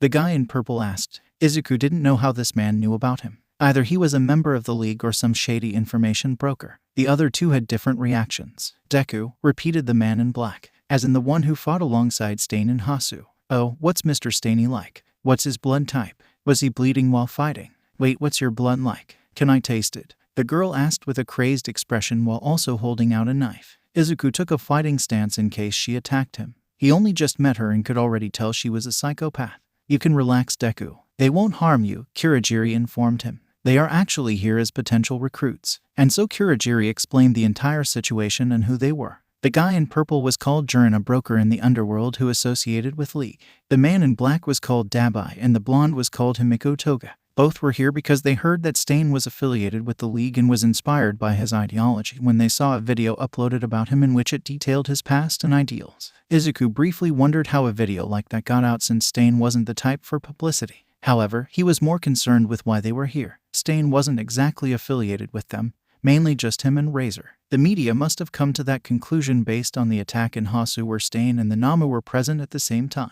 However, Kurogiri was motioning him to say nothing. You let kids join this organization, the one called Dabai said surprised. Are you that desperate? We took him in when he was on the verge of death, Kurogiri explained. Since then, he has proven to be a valued member of the League in providing both tactical and scientific support. Well, whatever the case, I intend to be the one to carry out the hero killer's will. However, I don't want to do it while being led by a guy like that, Dabai explained. I'm guessing he means Shigaraki, Izuku thought. Seriously. That guy makes me want to vomit, Dabai continued. He's just upset, that's all, Kurogiri went on. Twice in the past, he has been humbled. Once by All Might, the other by Stain. That's why he left, to sort out his issues. Until he does though, would you like to talk about recruitment at a later date? Izuku had been listening but kept quiet till now. Why don't you all wait here? I'll talk to Shigaraki myself, he offered. Everyone turned to face him. Are you sure about this, Deku? He doesn't like you very much, Kurogiri stated. While Tamura usually acted polite towards Izuku, but that was only because Sensei ordered him to be. Truthfully, he hated the boy. No longer because he was quirkless, but because it seemed as though Sensei favored him more than himself. Izuku was aware of this, yet he never commented on the subject. Kurogiri couldn't understand why he would want to do this. I know, but still, I'd like to talk with him, he said with a look of determination. Kurogiri chose not to argue. This may have been necessary for Tamura's growth, and by extension, Izuku's. Kiyashi Ward Shopping Mall. It took him a while, but he finally tracked down Tamura. He received information on where he usually goes from Sensei. Kurogiri must have informed him of the situation, but that didn't matter right now. Finding Tamura did. Izuku had not been lying when he said he wanted to talk to him. However, he had his own reasons. Mostly, he was curious about the man and his past. Izuku knew Tamura was Sensei's protege. The man once bragged about it and later Kurogiri confirmed it, yet they never said why. How did someone like Tamura, a spoiled, childish brat, become protege to someone like AFO? How did he even join the League at all? Izuku wanted to know. His thoughts were interrupted by a girl bumping into him. Oh sorry, I wasn't watching where I was going, the girl said, bowing her head. It's no problem, Izuku replied with no malice. I wasn't watching where I was going either. As soon as he got a good look at her, he recognized her. It was the girl he had saved from the USJ incident. Ochako Uraraka, he murmured. The latter stared at him surprised. As soon as he realized what he had done, he quickly moved to correct himself. I recognize you from the sports festival, he said while grinning. You put up an amazing fight against that explosion boy, Bakugo was it? Her surprised expression didn't go away. However, wow, I can't believe people still remember that, she replied. A few minutes ago, these guys recognized me in my class saying we were awesome at the festival. That last part Izuku's attention. Class 1A was here. He kept calm however and continued talking. Class 1A is here, he asked sounding like an intrigued fan. Yeah, most of us are doing some shopping for a school field trip, she explained. I was just going to buy some bug spray. Shit, Izuku mentally cursed. Does that mean Bakugo is here also? While he was certain he could handle him, it raised the risk of exposing his identity and compromising the League. He quickly calmed himself down. He needed to be sure if he was here or not. Hold on, most of you. Is there anyone who didn't come with you? He asked. This was a risky question likely to raise suspicion. Luckily, Uraraka didn't seem to notice. Just Bakugo and Todoroki. They aren't the most social in our class, Bakugo especially, but otherwise they're all right, she replied. Izuku breathed with relief. He was safe for the moment. He then remembered why he was there. I have to go now, I'm meeting a friend, so please excuse me, he said politely. Oh, I'm sorry. I didn't mean to keep you up, Uraraka said apologetically. Before you go, can I ask you something? Have we met before? It's just that there's something familiar about you. She wasn't lying. There was something about his eyes that was just familiar, but she couldn't think of what it was. No, I don't think we have, Izuku lied. I think I would remember meeting someone as beautiful as you. As soon as the words left his mouth, he froze. Uraraka started blushing. Oh well, I really need to get going. So bye, Izuku told her in a frantic manner as he started running towards another location. Uraraka still stood there blushing. She then wondered why she hadn't bothered asking for his name. He seemed so nice. Izuku was currently having similar thoughts. Why did I say something like that? He wondered, frustrated. He didn't spend much time pondering about it, however, because at that moment he saw a familiar hooded figure. He reached for him only to earn a cold glare from the man. What the hell are you doing here? Tamura angrily demanded. In fact, how the fuck did you even find me? Doesn't matter, Izuku said firmly. We need to talk, like now. Tamura grunted in annoyance. Oh really, and just why should I do that? He asked arrogantly. Look, I get you don't like me, and you've been screwed over twice, Izuku told him. There are some things I'd like to clear up between us, so could you just please lend me 5 fucking minutes of your time? Tamura flinched. He'd never heard Deku swear before, so he must have actually been serious. Tamura would have liked nothing more than to disintegrate his face at that moment, but then an idea came to his mind. Deku was with Stain, he thought, so maybe he can tell me why people are more focused on him than me. Okay, fine, let's talk. But not here, someone might overhear us, he said while walking towards an alley as Deku trailed behind.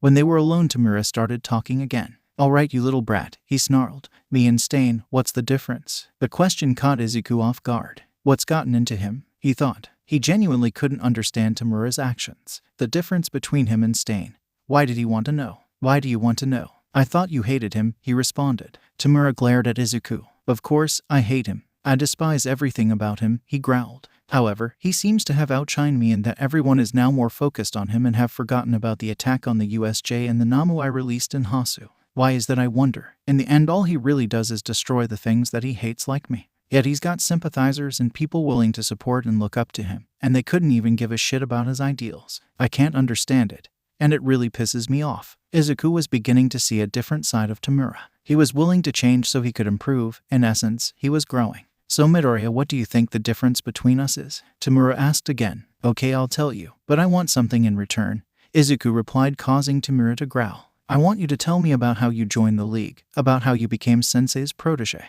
If Tamura wanted him to give an answer, then he should give one in return. God Razor was really rubbing off on him. That whole if you want answers then earn it thing she pulled on him before was now coming into play. Tamura, on the other hand, was stunned at what Deku had just demanded from him. Why the hell should he tell him about his life prior to the league? Then again, this was his only chance to understand why people noticed Stain more than him. Suddenly an idea formed in his mind. If this kid wanted his life story so badly, then fine.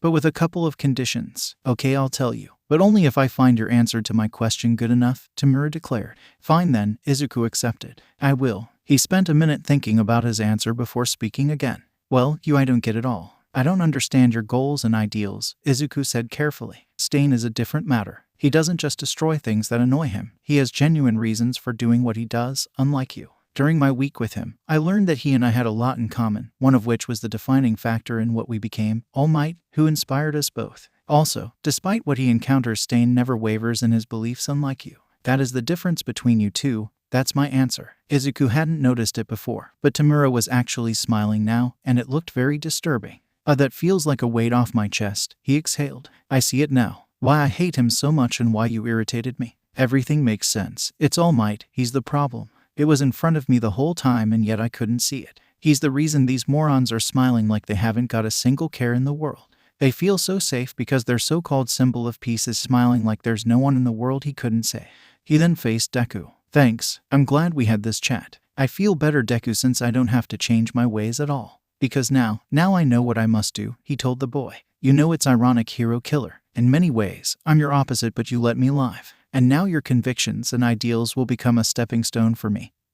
He internally monologued. I had those things myself, I just never realized it. Create a world without All Might, and show them all how fragile their justice system truly is. That's my conviction, my ideal. From this day forwards, it's all about destroying All Might. He started to walk away but called out to Izuku at the last second. I find your answer acceptable, Deku. However, I need to do something first, so I'll tell you about my backstory later. See ya. When he was gone, Izuku just stood there. I swear this is Razor all over again, he thought. Izuku hadn't seen her in a while because she was still away on business. He did what she asked and yet she still had not talked to him. Admittedly, he found it frustrating. He nearly died fighting Katsuki. The least she could do was uphold her end of the bargain. Razor aside, he really didn't know much about the others from the league. Even with Kurogiri, who was the nicest member by far, he didn't know much about or how he had even joined the league. To be fair, their relationship was more of a professional one. They weren't friends. I wouldn't know what that's like though, would I, since I've never really had friends, he lamented. Sure, here was Bakugo when we were children, but then he got his quirk and I never got one.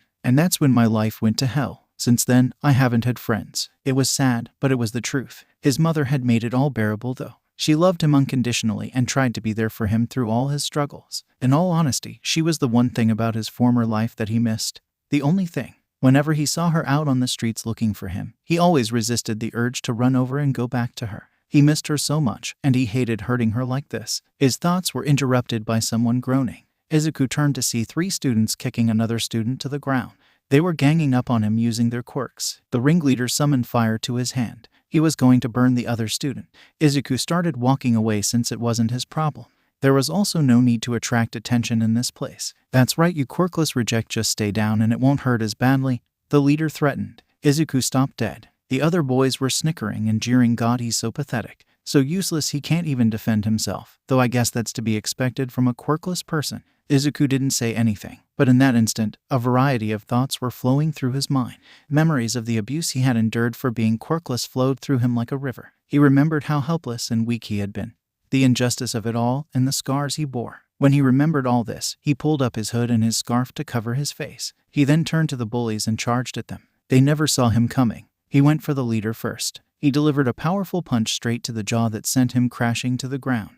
The bullies were caught off guard by the sudden new arrival. Before they could react, Izuku turned and performed a back-rising kick into one of the students. The kick connected with his stomach and sent him up into the air, where landed on his back. He was clutching his stomach in pain afterwards. This time the third student did react, and so he manifested some spikes from his body and shot them at Izuku. Izuku easily dodged the projectiles by flipping forward over them. While doing so, he spun quick and close enough to the student to land a solid axe kick on his face, thus sending him crashing to the ground. The kick split a part of his lip, causing blood to ooze out. However, the rest of his face was left unscarred by the impact.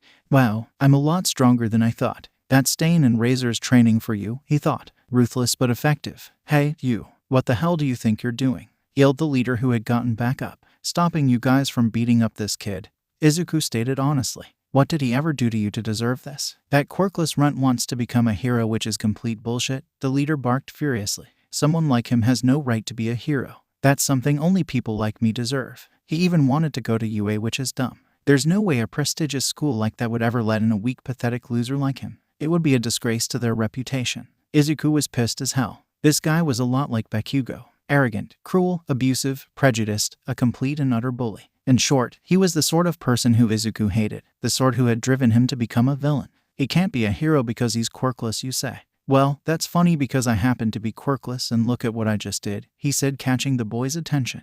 A hero can be anybody, even someone quirkless, but not you know. A scumbag like you could never be one. Wanna know why? It's because you're a coward who only preys on the weak to boost your own ego. If you came face to face with someone stronger, you would run away because that's the kind of person you are. The leader's face contorted with anger. He activated his quirk and prepared to attack, but Izuku was too quick for him. He grabbed the leader's arm, twisted it, and brought his knee up sharply to it. The leader howled in pain as he clutched his now broken arm. His two sidekicks had recovered and moved to aid him. The three of them glanced at Izuku fearfully and started running with hopes of reaching a hospital. Izuku didn't even bother to pursue them because he had made his point perfectly clear. Why did you help me? Asked the victim, who was staring at Izuku in awe. Because I understand how you feel, he replied simply. I too was bullied for being quirkless. For so long I allowed it to happen, and most of the time it felt like I was dying. It was only when I learned how to defend myself that I took a stand. The victim said nothing. He was still staring at Izuku in amazement. Let me give you some advice that someone gave me a long time ago, he said, now looking at the victim.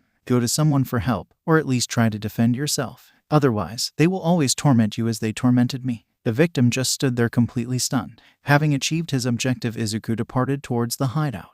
Izuku arrived back at the bar only to see Dabai and Toga exiting. Dabai wore the same emotionless expression, but Toga was jumping up and down with excitement. They nearly bumped into Izuku. Well, we've officially joined, Dabai announced. That Shigaraki is surprising. A world without All Might, huh? At least he's got some sort of creed. I'm looking forward to working with you, Toga said enthusiastically. I hope I can try some of your blood sometime also. Okay, Toga was actually starting to scare him. Dabai looked annoyed at this. I know, she's crazy, but I'm sure you'll get used to her eventually, he assured Izuku. And so will I probably. Toga just giggled at this. So far Izuku was liking Dabai, so far. Nothing more was spoken between them. The duo then moved off down the alley and were gone. Izuku walked into the bar and was surprised at what he saw. Razor was there drinking some wine while Tamura lounged on the couch and Kurogiri managed the bar. Feeling he'd been patient long enough, Izuku spoke up. Okay, time for answers, people, he announced, attracting everyone's attention. Razor and Tamura, you both owe me answers as part of our deals. You both owe me the truth about your pasts. Kurogiri, I made no such deal with you, but I would still like to know about your past. Or rather, why and how you joined the league, if that's okay. Everyone just stared at Izuku. Tamura looked irritated. Razor looked amused. Kurogiri looked surprised and slightly uncomfortable, demanding something from me. You've finally grown a pair of balls, Izuku. I'm so proud of you, Razor told him. They were always there. I just didn't know it, he replied. Razor laughed at his response. Izuku had transformed into a different person from the one she met a year ago. He'd even learned how to make proper comebacks. Oh, alright, I suppose you've earned them. Tamura, you fucking bastard, you'd better own up also, she said. I will. You don't have to tell me, bitch, he snarled. Kurogiri, do you want to tell Izuku? Razor asked. The Black Mist villain said nothing. Izuku realized that this must be a painful subject for him. Kurogiri, Izuku started. You really don't have to do this if you don't want to. I was just curious, that's all. No, it's alright. I'd like to tell you. You'll probably find out someday anyway. He said, I'd like to go last though if that's alright. Izuku nodded. Okay then, ladies first.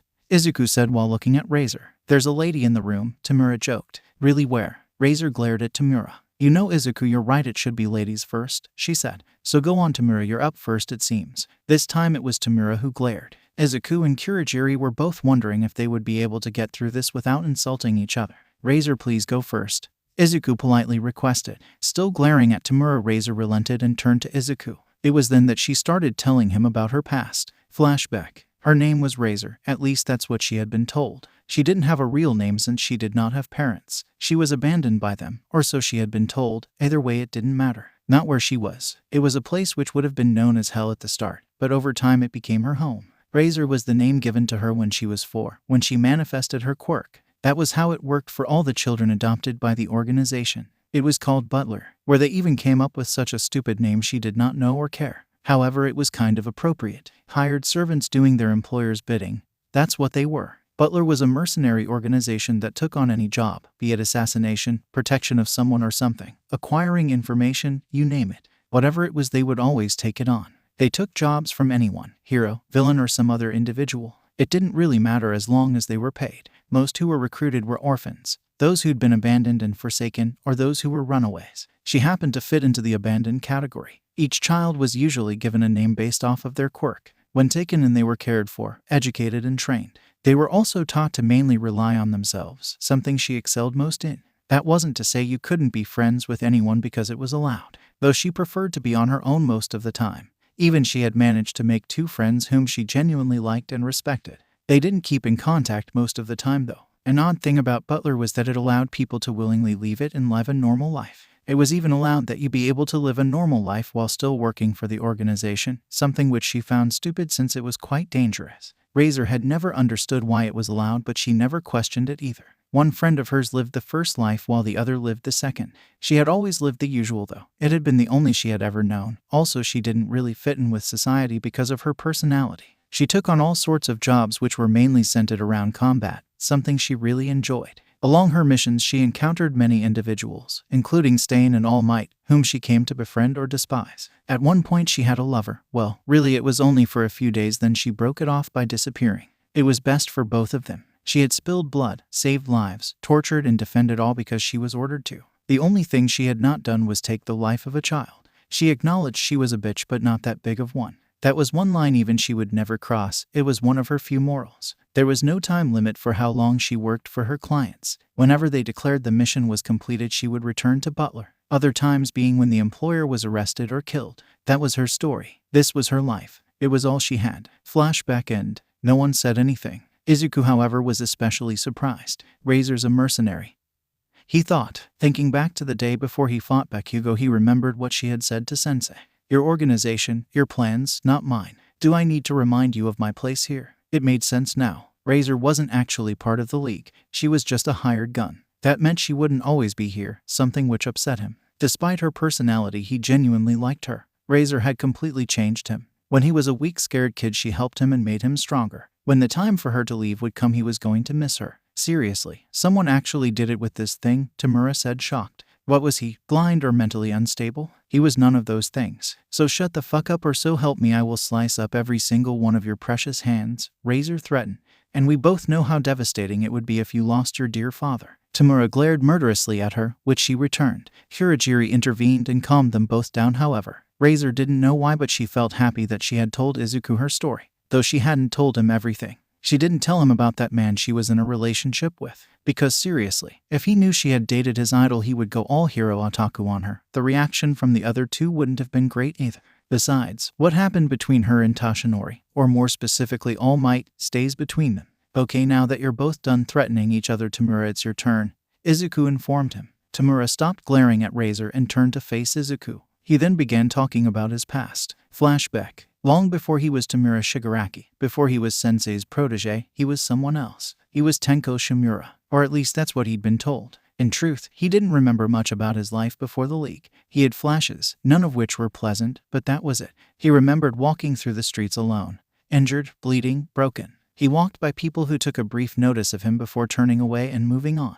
They could tell he had been in trouble, that he had been hurt, and what did they do? Nothing. Nothing at all. They walked on like nothing had happened. They didn't help him. Whatever his problem was, whatever danger he had been in, they didn't care. Why should they? They believed a hero would come and save him, like they did with everyone else. They were wrong. A hero never came to help him. No one did, except for him. Tired from walking for so long, Tenko collapsed and abandoned ally. Tired and exhausted from walking around aimlessly. Why do I continue walking? Tenko said to no one in particular. What's the point? Where am I even moving towards? He didn't know why he walked. He didn't remember. He was an empty shell of whatever he once was. He didn't feel any desire or care, only emptiness. Perhaps it's because you have a reason to continue pressing forward. Came a voice from the shadows. Tenko looked up and saw a figure walking towards him. It was a man, tall, young, well-built, with short blonde hair, light-colored eyes, accompanied by a tuxedo. The man was smiling. His smile wasn't cruel, but it wasn't kind either. Who are you? Tenko asked without thinking. A friend, the man answered. At least I'd like to be. Tenko wasn't sure what to make of him. He didn't seem like a good person, but he was the first person in a long time who didn't turn away and ignore him. I've been watching you for some time now, the man informed him. Tenko wasn't sure how to react. Surprise, anger, he didn't know. He was empty. It is an unfortunate fate that has befallen you, Tenko Shimura. Tenko Shimura, he softly repeated. Is that my name? The man stared back at him, this time wearing an expression of surprise. Did the boy really not remember? I'm sorry, Tenko apologized. I don't remember much about my life, even my own name. I should be bothered, but instead I feel nothing. Why is that? Why do I feel empty inside? And why did I end up like this? Tenko stared at his hands, for some unknown reason feeling revulsion. He didn't remember, but he knew it was important. I've walked for so long, he admitted. And those people. The man started moving towards him again. He hadn't been lying about watching the boy. He'd seen what he'd done, why he did it, and how and why people treated him the way they did. Nobody came to save you, did they? The man asked, catching Tenko's attention. It must have been so painful, Tenko Shimura. It was. It must have been so scary. It was. It must have been so painful. It was. That's why you ran searching for a helping hand. The man continued as he stretched his own hand out towards the boy. It must have been so horrible. Tenko stared at him, unable to comprehend. Was he actually offering to? Surely a hero will. Just leave it to the heroes too. Everyone used excuses like that to ignore you, didn't they? They did. They all did. Tenko didn't understand why, but the man's words resonated with him and he began crying. The man was close enough now, and seeing the tears in Tenko's eyes, he pulled the youth into an embrace. Who in the world could do something like this to you? Who? He didn't know, but it felt like he should. It's fine now. You have me now. That embrace, that comfort he hadn't realized he'd been desperately craving. Of all the things in his memory, that hug, Sensei's embrace, that was what he remembered most. Why? Because it made him feel something that he hadn't in a very long time. Hope. Sometime later, after that, All For One took him in. One could even say he adopted him, which wasn't entirely inaccurate. All For One gave him a room of his own and told Tenko he would be his sensei, though the boy was curious as to what he would be taught. Dr. All For One called. Tenko hadn't noticed him before, but there was another man in the room. He was a short-statured man who was bald and possessed a large mustache. In addition, he wore goggles. That wasn't what caught his attention. What caught his attention was what was on the table in front of the doctor. It was a series of mutilated hands. These are your family members' remains, the doctor informed him. What? Tenko thought disbelievingly. Surely he heard him wrong. The remains of his family. That meant they were dead. You suddenly developed a previously unheard of quirk, the doctor continued before dropping the bombshell. And killed your family with those hands of yours. Tenko felt a sharp pain in his head. A large wave of nausea began to come over him and he felt the urge to throw up.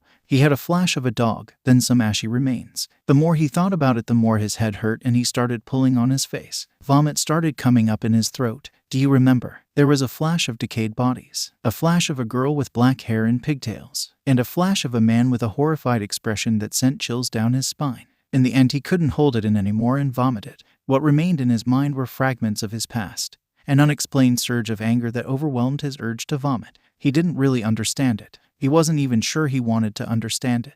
Yet at that moment he felt the incredible urge to be near those hands as he started crawling towards them with a broken, mortified expression on his face. When he reached them, he clutched them for dear life, all while Sensei and the doctor just watched. "Shall I fix him?" the doctor offered. No, All for One declined, his attention never wavering from Tenko. "Even if your memories never return, your feelings will remain embedded in your heart. I can't take away your feelings, your anger, but I can teach you where to direct those feelings." He didn't understand why, but he believed him. Tenko believed this man. He believed he could help him, save him, when no one else could. After this incident, he began his long road as All for One's successor, shedding the name Tenko Shimura and becoming Tamura Shigaraki. Flashback end. Tamura just stared at the ground. He hadn't told anyone about this in so long. Everyone had gone silent, with each having different thoughts on the matter. Razor, despite how much she hated this brat, actually felt sorry for him. Kurogiri, who had heard this story before, looked away sadly. Izuku was beyond shocked. He never would have imagined Tamura had gone through something like that. To be left broken like he was, only for Sensei to come in and save him at the last minute.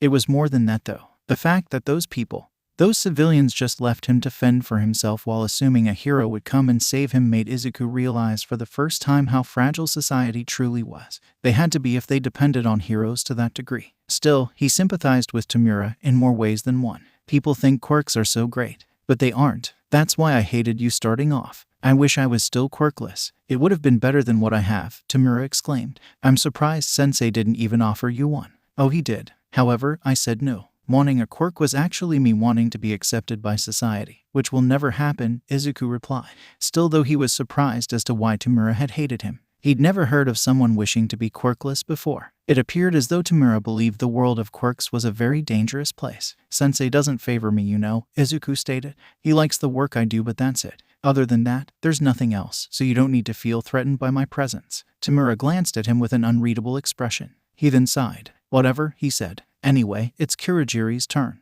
All eyes were now on Kurogiri, who was somewhat nervous. Aside from Razor and All for One, no one knew about his past or about Laura. Taking a deep breath, he began to speak. My rise to villainy is somewhat similar to Izuku's. The only difference is that it involves a quirkless person in my life who went through what he did.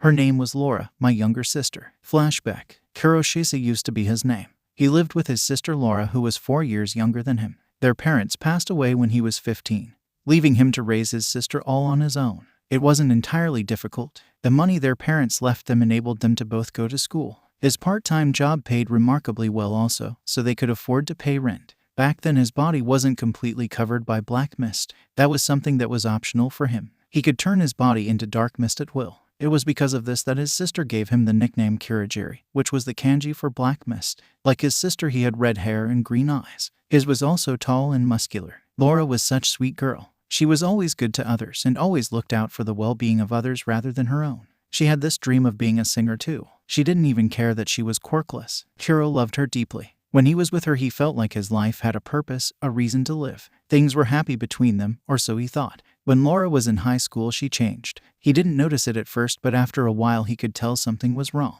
She wasn't socializing as much as she used to. Most days when she came home, she would head over to her room and stay there until dinner. Usually when they talked, it was about school and work. When the topic of her friends came up, Laura always said that they were busy with study like she was. She was always smiling during these conversations, so he never questioned her. As the years went on, Kuro began to notice certain changes in sister, most notably physical ones. When she came back from school, some days Kuro could see faint outlines of bruises on her wrists. Also, there were times when he noticed some from her neck. She covered them both up, but he still noticed them. Whenever questioned about it, Laura would make up some excuse about how she fell or hit into something when she wasn't looking. Though he knew otherwise, he came to the conclusion that she was being bullied at school and confronted her about it. Laura denied it, but she was a poor liar, so he saw right through her. When she realized this, she pleaded that nothing was wrong and everything that happened to her was just an accident.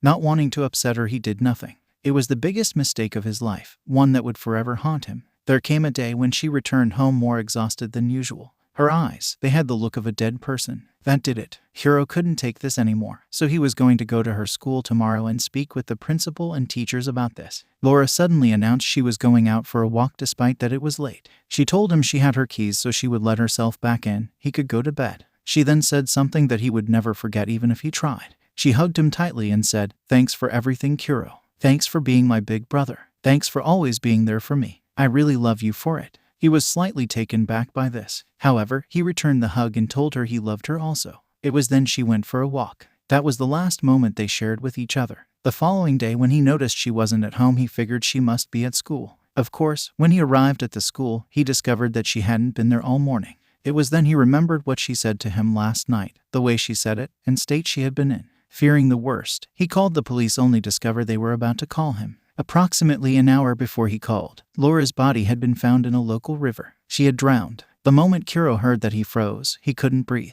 The nausea he felt at that exact moment was overwhelming, so much that he collapsed. When he woke up, he was in hospital. There were 2 police officers outside talking. Apparently, he had been asleep for total day. What's more, they were talking about Laura. Have the school been questioned yet? Yes, but no one is saying anything, or rather they're denying it. Despite what Ms. Shisa's diary says, no one is confirming anything. They stopped talking when a man came up to the room and entered. He wore a black coat and hat. He possessed blonde hair, chocolate brown eyes, and was quite tall. "Hello, Mr. Shisa. My name is Ryo Yagami, Detective Yagami," the man informed him. "I know this is sudden, but I'm here to ask you a couple of questions about your sister's passing." "Passing? What a polite way of putting it. You mean her suicide?" Kuro retorted. "You don't have to sugarcoat it. I realized when I heard the way she acted last night made that possible." The detective frowned. "And just what do you think made her fall to that point?" he asked. And so he explained to the detective about Laura's behavior and her injuries. When he finished, the detective was silent. Kuro knew from the way he was acting that he knew something he didn't, and so he demanded answers. Detective Yagami, feeling the man had a right to know what happened to his sister, decided to tell him.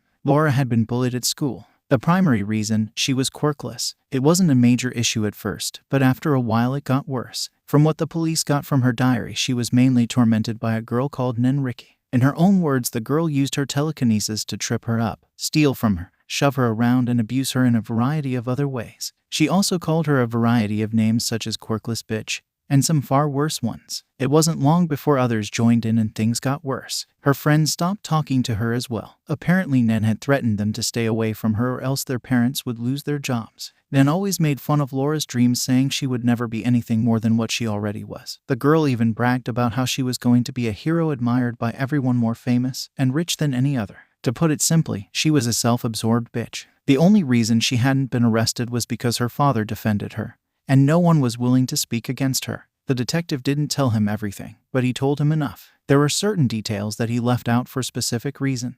Kuro shook with rage. He was angry at the school and Laura's friends for what they had done to her. But most of all, he was angry at that girl for making her life hellish for no real reason other than the fact that she was quirkless. He thanked the detective for his information and said it made him feel more understanding of why his sister died. When the detective exited the room, he began to sob hysterically. He apologized to Laura for failing as her big brother and not protecting her when he should have. It was at that moment he made silent, dark promise to himself to get revenge. This was achieved a couple of weeks later. It wasn't hard for Kuro to get details about the girl.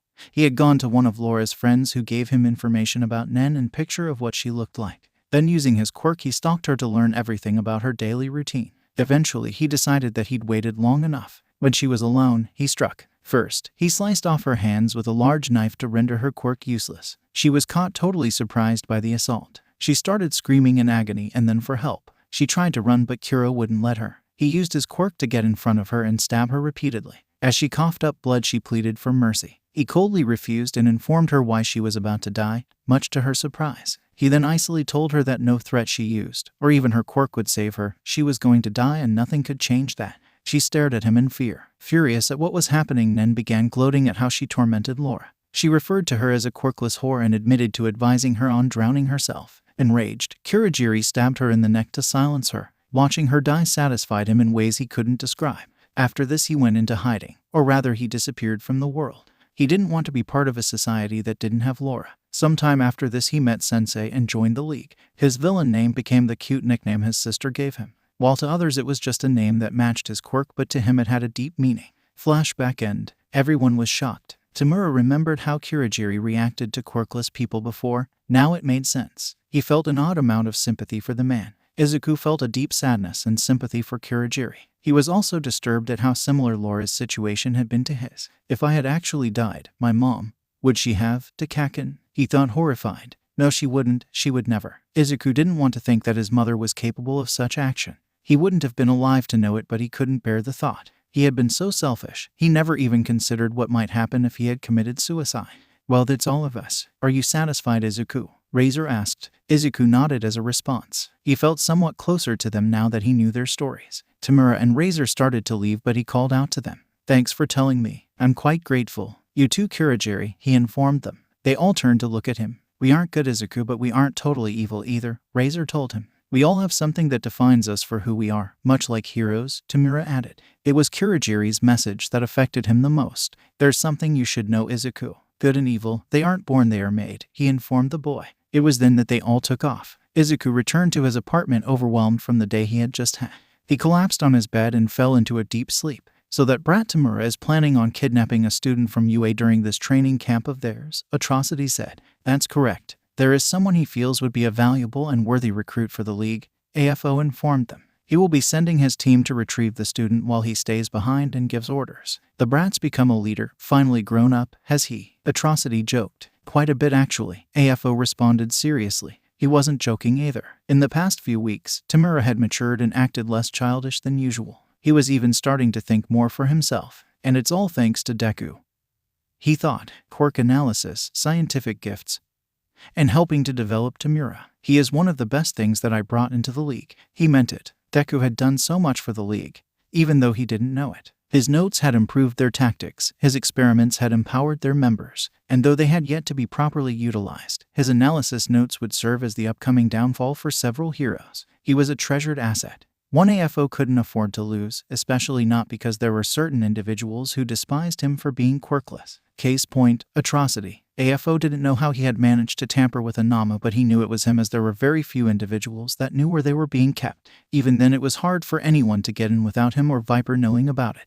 Yet he had still achieved it somehow. He knew Viper couldn't have been involved. She served herself and no one else. Furthermore, she despised Atrocity. AFO made no direct accusation. He merely mentioned that Deku survived an assault from Namu, something Atrocity said was a pity. Will they require any of the Namu? Viper asked. Or any of the drugs that have been developed? Deku's safety aside, a meeting between the leaders of the League of Villains was occurring. The main topics: the status of the Namu, Tamura's mission, the League's experiments, and their current allies and technology. No, that won't be necessary, AFO answered. He would like to do this on his own. He wants to show what his team is capable of before even resorting to those options. There was no reaction from Atrocity, but Viper nodded in understanding. With that, the meeting concluded. With Atrocity and Viper. Have you completed it, Viper? Atrocity asked impatiently. Yes, it's done. Earlier, I tested it on another individual to your specifications. It was successful, she informed him. Atrocity grinned evilly, which scared her. Viper had worked hard to complete the device just so she wouldn't suffer this man's wrath.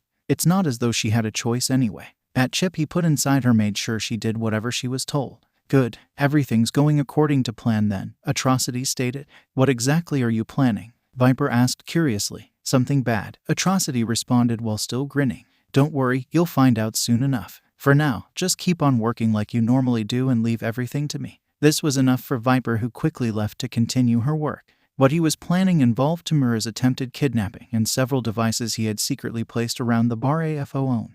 This time I won't fail, he vowed. I'll eliminate both AFO and that quirkless bastard he employed. He was furious when Deku survived his assassination attempt. He started breaking anything he saw, even his own henchmen. Hyun had fled before she suffered the same fate.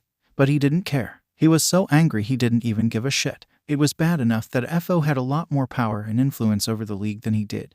But when he wanted someone dead and they didn't die, well, there was hell to pay. He did acknowledge that it was because of the hero killer. The vigilante and that pesky student were the reason he had failed. Their quirks had been powerful enough to defeat the Namu. He seriously doubted that Deku could have done it. He was just a useless, quirkless piece of flesh and nothing more. Well, maybe not entirely useless. Atrocity would never outright admit it, but the bastard did take somewhat decent notes on quirks. Despite his frustration, he decided not to let it bother him. He had a plan, one that would get him everything he desired and more. AFO would never know what hit him. To relieve him of his stress, Atrocity decided he needed to do his favorite hobby, torture. He liked to choose his victims and then either stab them with various sharp objects, cut off or crush certain body parts, burn them, and psychologically torture them in various ways. His main victims were the quirkless, since the only thing they were good for was being punching bags for others to test their quirks on.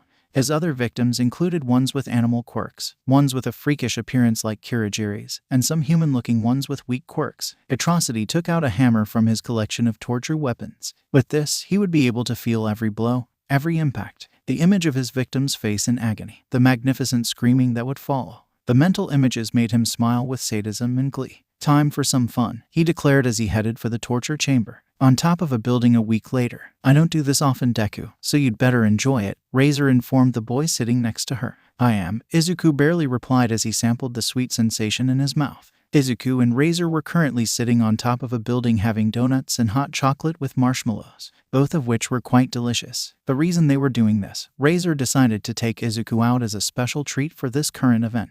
They both raised their cups. "A toast to you actually managing to survive your first year with the league," Razor announced. "Just barely." Izuku ignored the insult at the end. He was surprised himself. "Has it really been a year?" he asked. "Time sure does fly." "I know, right?" she agreed. "It seems like only yesterday that I had you in a chokehold ready to kill you." Until Kurogiri interfered, of course. It had been a little over a full year since Izuku had joined the league. Razor had surprisingly taken him out for this occasion. It seemed that she was into normal things like sweets, which were somewhat reassuring. So much had happened. He had changed a lot as well. "Izuku," Razor addressed him. "Is there anything about your previous life you miss at all?" Izuku stared at her surprised. "Where is this coming from?" he asked. Razor stared out at the city below them. "Just curious, I guess. It's been a year now, so I was just wondering, that's all," she explained. "Is there anything you miss?" Izuku was about to answer when he saw her stopping by a lamppost across the street. She was exhausted and had lost weight. Was she eating properly? It didn't look that way. Izuku felt a pain in his heart that hurt worse than any pain dealt with him by Razor and Bakugo.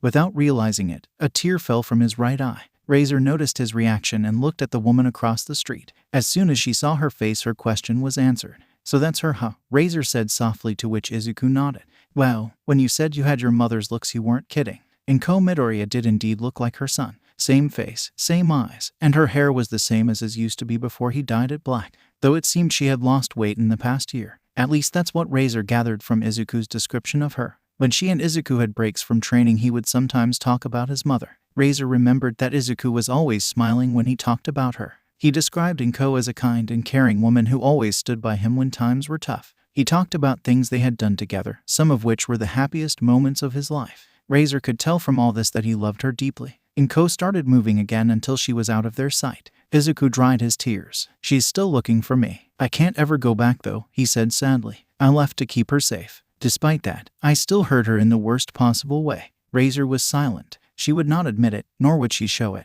but she felt sympathy for Izuku. She knew he saved a girl from rape and helped a student get back on the right track. He didn't belong in the league. He was a 15-year-old who should have been in school and making friends. He should have been living his life. Unfortunately, that was no longer possible. The moment AFO wanted him, Izuku's fate was sealed. It wouldn't have mattered he had refused to join. He would have joined the league anyway under Sensei's influence. To put it simply, he was doomed to the life of a villain, of a criminal, the moment he was discovered. Any shot he had at a normal life was taken from him. As they finished up their dessert, Razor started talking. "I'll be away for the next couple of days. Sensei has some jobs for me to do," she informed him. "I'm not allowed to say what though." "You never are," Izuku responded. "While you're gone, Shigaraki's big operation will be taking place. It's actually supposed to start in about an hour or so. However, it seems he wants to keep quiet about the specifics, at least to me." "Typical," she replied. "I guess he wants to be able to brag about it when it succeeds. Whatever the case, be on your guard while I'm gone. You never know what could happen."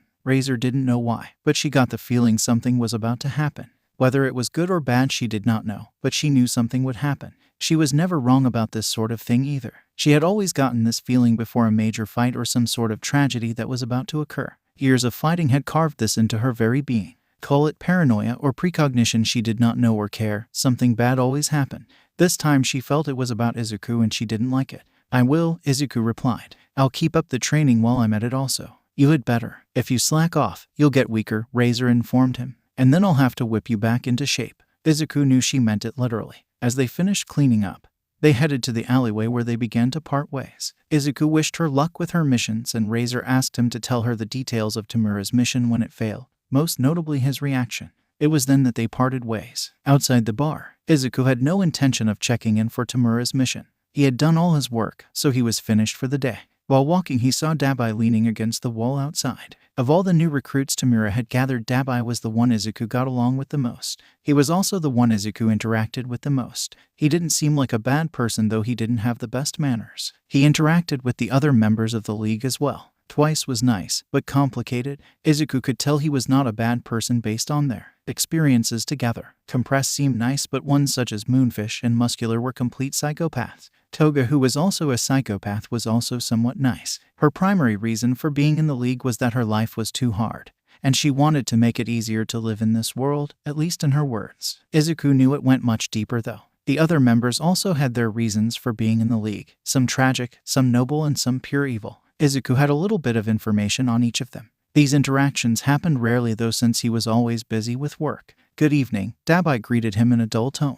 "Hello Dabai," Izuku replied. "How are things? Are you getting ready for the mission?" Dabai grinned. He too found Izuku easier to get along with than most of the league. Once when they were talking, he asked about Izuku's encounter with Stain, which the latter explained in great detail. It seemed that the hero killer was nobler than he thought, which was why he was going to work even harder to carry out his will. Dabai actually liked the boy more than he cared to admit. When he heard about his past, he was sympathetic because, like Izuku, his life had been ruined by a hero's when he was young. The only difference was he loathed that man with all his existence. "I suppose I'm okay. I've already prepared along with the others," he informed the teenager. "What about you? You here to just check in?" Izuku shook his head in denial. "No, I'm just heading home since all my work for the day is now done," he replied. "I don't know anything about the mission anyway, so there's no point. Shigaraki doesn't want me to know about it for some reason." Dabai frowned. "Is it someone Deku knows?" Dabai wondered. "Our mission is to kidnap a student after all. Don't tell Shigaraki I told you this, but our mission involves kidnapping a potential recruit for the league," he explained. "He's a slightly well-known figure. I can't tell you any more than that though." Izuku blinked in surprise. Tamura was kidnapping someone. Why was that such a big deal? Maybe he didn't want him to know in case he got captured and interrogated. For some reason though, Izuku got the sense that it was for a completely different reason. Also, Shigaraki is staying behind for this one. He's trying to lead from here and ensure no one realizes it's the league, Dabai added. "His first big assignment, and he's not even going." Izuku said. "Whatever, when you've completed it, call me over. Until then, good night Dabai." "See ya," the villain in black responded. At this apartment, Izuku finished brushing his teeth and stared at his reflection. His fingers traced over his body where there were once a number of injuries, places where there had been bruises and scars, not all inflicted by Bakugo. Some his scars were self-inflicted. Back then he went through so much that he sometimes did things that relieved him of stress. They had all disappeared due to the regenerative drug, but sometimes he still felt like they were there. Thinking about it all now, Izuku shuddered. A year had now passed. He was different, he was stronger. However, memories of the days when he was severely bullied still haunted him. "That doesn't matter now. You're here, you're free from all that," he told himself. "You're safe, you never have to back to that." For some reason, he still felt unsure. Not wanting to dwell on it any longer, he drifted into a deep sleep, unaware of the chaos that was soon to follow. Okay, sadly the chapter is over. And if you enjoyed the video, just leave a like and subscribe with post notification, so when the next chapter is ready, you will be notified. Okay, see you in the next video. Bye.